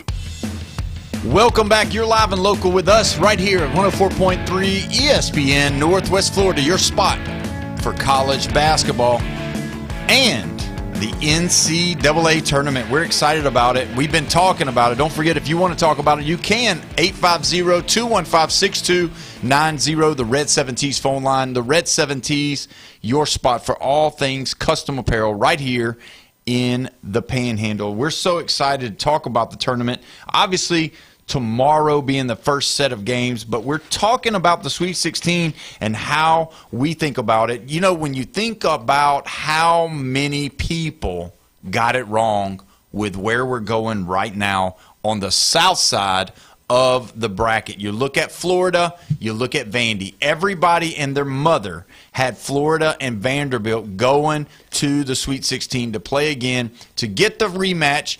Don't forget, Vandy was the team that was knocking Florida out of the SEC championship, and that's the game everybody was looking forward to. Everybody thought, oh, yeah, for sure, this is going to happen. We're about to see Florida, Vandy Part 2, and what was going to be happening. But for the powers that be, we do not have them in here. And you know what? What's crazy is, for me, I picked Clemson to beat Iowa. I picked Florida to beat Clemson. And now Iowa has went through both of those teams and changed the whole side of the bracket for me. And not only me, but 25 million brackets were busted because of the Florida loss so early. So unbelievable how it went from all of these perfect brackets to even getting VCU right, even getting High Point right, even getting Texas right. They did not get it right with the Gators, and unfortunately for the Gator fans and the Gator faithful, that is not a good thing. And don't forget, just as so you know, I will be going on the Gator Media or GatorBaitMedia.com this Friday at 10 o'clock. We'll be discussing some of this, so I'll be joining Buddy Martin on his podcast right there, so you can check that out as well. We'll be talking about ESPN Northwest Florida too, just so you know. But look at it, Jeffrey. You got Iowa and Nebraska. We're talking about the children of the corn, the battle of the corn. Do they make cornbread in Nebraska out of all that corn? What do you think? Heck yeah. Yeah. You like cornbread? Heck yeah, but I got to have it moist. You can't have it all dry cornbread, man. Yeah. And I like dipping it in stuff too. Yeah, I wouldn't. That's not surprising. You didn't shock me on that one. You know what I mean? Who's counting calories? Me, really high. That's right. So you got Iowa and Nebraska. So you want to talk about Southside? Because let's talk about something. The Big Ten has taken over the whole South region because we've got Illinois, we've got Iowa, and got Nebraska. Yeah. And what Alabama and Tennessee do? They took over the Midwest. Wow. We're crazy. We don't need reseeding. We need renames of these regions. Yeah. That's a good point. Because it's crazy. That is a great point. It should be the South. We should change it over. Let's just change swap it. names. Y'all got to swap names. Yes. Even though we're going to be playing in the different places, we're going to swap the names. You're playing in the South. You're playing in the Midwest. Who would have thought we had 3 Big Ten teams in this little region South. that we got? Yeah, in the South region. Wow, that's a good point. Give me Nebraska. Really? Yeah. You don't buy into what they did to Florida, Iowa? Iowa, no. And they're a football school. And not a very good Nebraska. one. They're a football school. This is their first Nebraska's not a football school. Well, they aren't a basketball school because guess how many wins they had in the tournament coming in this year? 0. Yeah. And now they have 2, and they're about to have 3. And guess what they're about to have? What? A vacancy at their coaching. He's going to go somewhere else. Oh, wow. Yeah. So unless they pay him about this Iowa team, how did they come out of nowhere? No one saw them. What did y'all see in those games that explains this? Did they just get hot at the right time? They got hot at the right time, but they ended up playing Florida. They caught Florida at the right time. Mm-hmm. Florida missed a lot of shots, but also the way that they play their game, they play a slowdown. So they were able to build a lead in the first half, and Florida, even though they did come back and go ahead, they had to still play the slowdown game. They had some foul trouble. There wasn't any questionable calls. It was pretty much even, but it just was the play of game, the style of play where Florida just did not play their style, and Iowa somehow, some way made them play their type of game because Iowa's three-point shooter that led the team in scoring all year, he didn't shoot a lot. But it was the other guys. It was second-chance baskets because they were able to just slow the ball down and keep Florida from running back and forth down the court. That's really what happened. So when you look at that Nebraska-Iowa game, what do you think? Yeah, so I think this is probably one of the harder picks. Yeah. You know, you were right when you said earlier they split their season matchup. So. Mm-hmm. How close were they? Those games? Let's say one of them was 57-52 Nebraska. See, the slow game. The slow game. The other one was a little more. It was earlier in the season. You know, Nebraska was rolling. Yeah, well, Nebraska lost the one earlier in the season, 84-75. I'm gonna roll with Iowa. Just what I guess it's just maybe I watched their games and I didn't watch Nebraska's games. Maybe that's where I'm at. Yeah. But I mean, the way that Iowa played Florida and it's tough. I got to watch it. I watched that whole game. It's hard for me to say, Nebraska's going to come in and beat this Iowa team that I just watched take down the #1 overall seed. So maybe that's my fault, but I'm going to be rocking with Iowa. You know, when you look at how normal teams usually play, bigger teams. Mm-hmm. You know, when I'll give you the example. Iowa beat Florida. That's like, we're popping big-time water bottles. We're throwing water everywhere. We're going to have a parade. Yeah. You know what I mean? Yeah. It kind of reminds me of my son's team over the weekend. So we played on Saturday a team that beat us 11-1. And so that was pool play. So we got the 6th seed. They got the 2 seeds, so we won our first game on Sunday morning. Yeah. And then we played that team again, the team that dominated us, the team that beat us really bad. Yeah. We beat them. Wow. And the team was really excited. They had a really good time. They were happy. They were high-fiving, jumping around. Yeah. But then they still had to go play in the championship game. Well, when you get so excited about the team that you just beat, yeah, and then you have to turn it around. Now, obviously, for these little kids to have to go from being excited, and sometimes it keeps going. You know, when you're still playing, you can in that same momentum, and it just takes you to the next game. Yeah, for sure. But now you have this waiting period for Iowa. Now you have this, and we lost, by the way. We lost the championship game. So, but we were so high for that game that the next game we come out a little bit flat. So give me Nebraska because Iowa's probably going to come out a little flat. We're going to see the number 9 Iowa team show up. Yeah. Cinderella? No Cinderella. The number 9 Iowa team is showing up, not the breaker heart Iowa team. So what I hear you saying is you think Iowa's more on a high than Nebraska. Because Nebraska's on a high too. They just beat a team that was better than them. But they were ranked higher, right? I guess, yeah.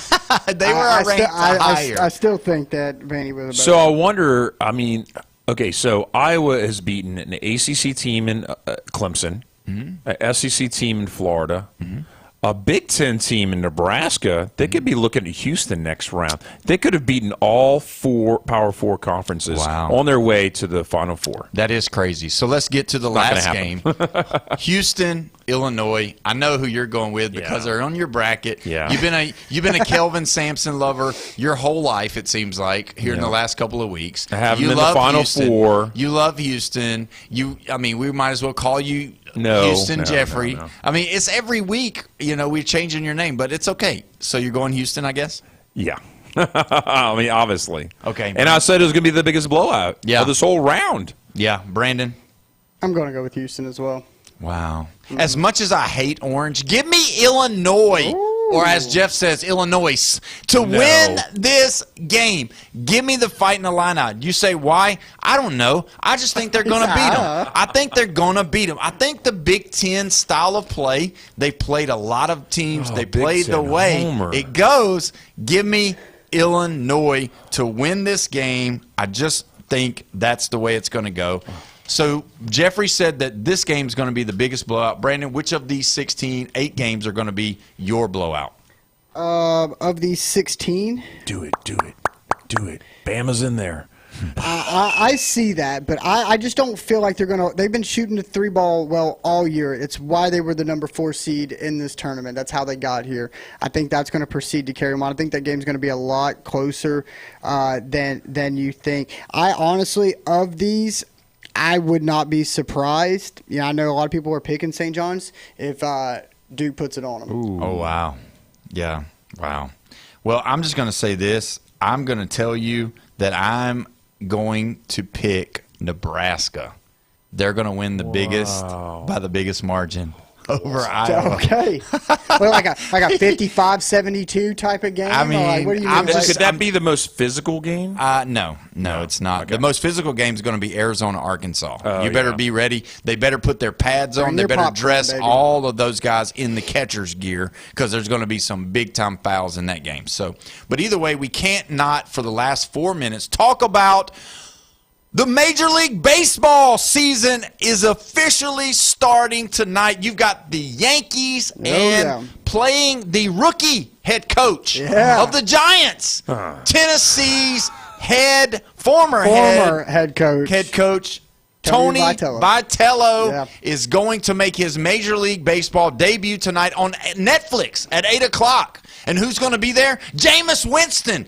Jameis Winston's going to be in the building. For all you Florida State fans, you can tune in to Netflix tonight to watch the Yankees, Aaron Judge versus Tony Vitello. Giants. Is it sad that I can't really name – I can name Rafael Devers. He's on that team. What do you think that's going to do? What do you think is going to happen tonight? Do you see? So one of our USA team players is pitching tonight for the Giants, and that's Logan Webb. Oh, yeah. So Logan Webb and Max Fried. Max Fried going head-to-head. So they're going head-to-head. I mean, two some of the most prolific pitchers in the league going head-to-head tonight. Yankees are traveling all the way to San Francisco. I don't know how they do their travel. Baseball plays so often. It's like they travel like day of or day before. They don't usually get there a couple days because their schedules are. They don't. Now, being the opener, they may have. No, they didn't. No, they did not.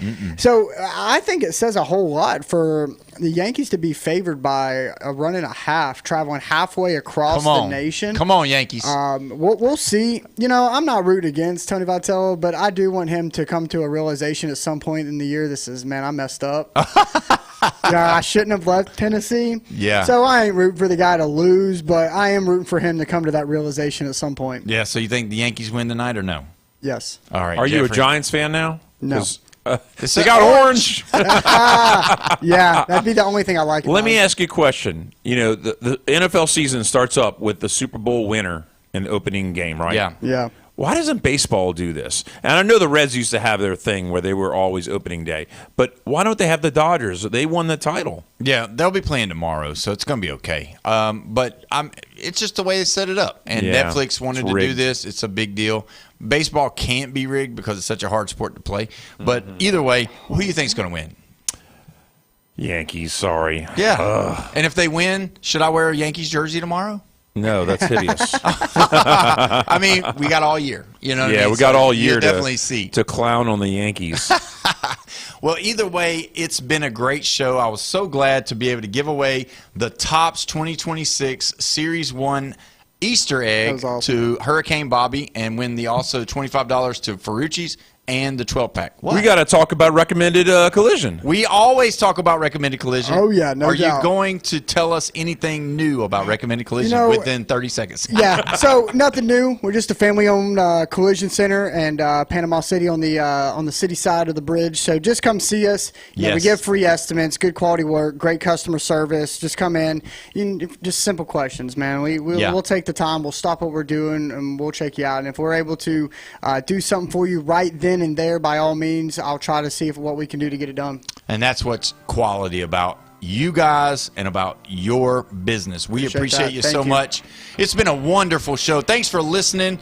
Go back, like, share, comment, subscribe, all those things on our social media platforms. We love you, and we will see you tomorrow. You've been listening to the Sports Blitz with Paul Wilson right here at 104.3 ESPN, Northwest Florida.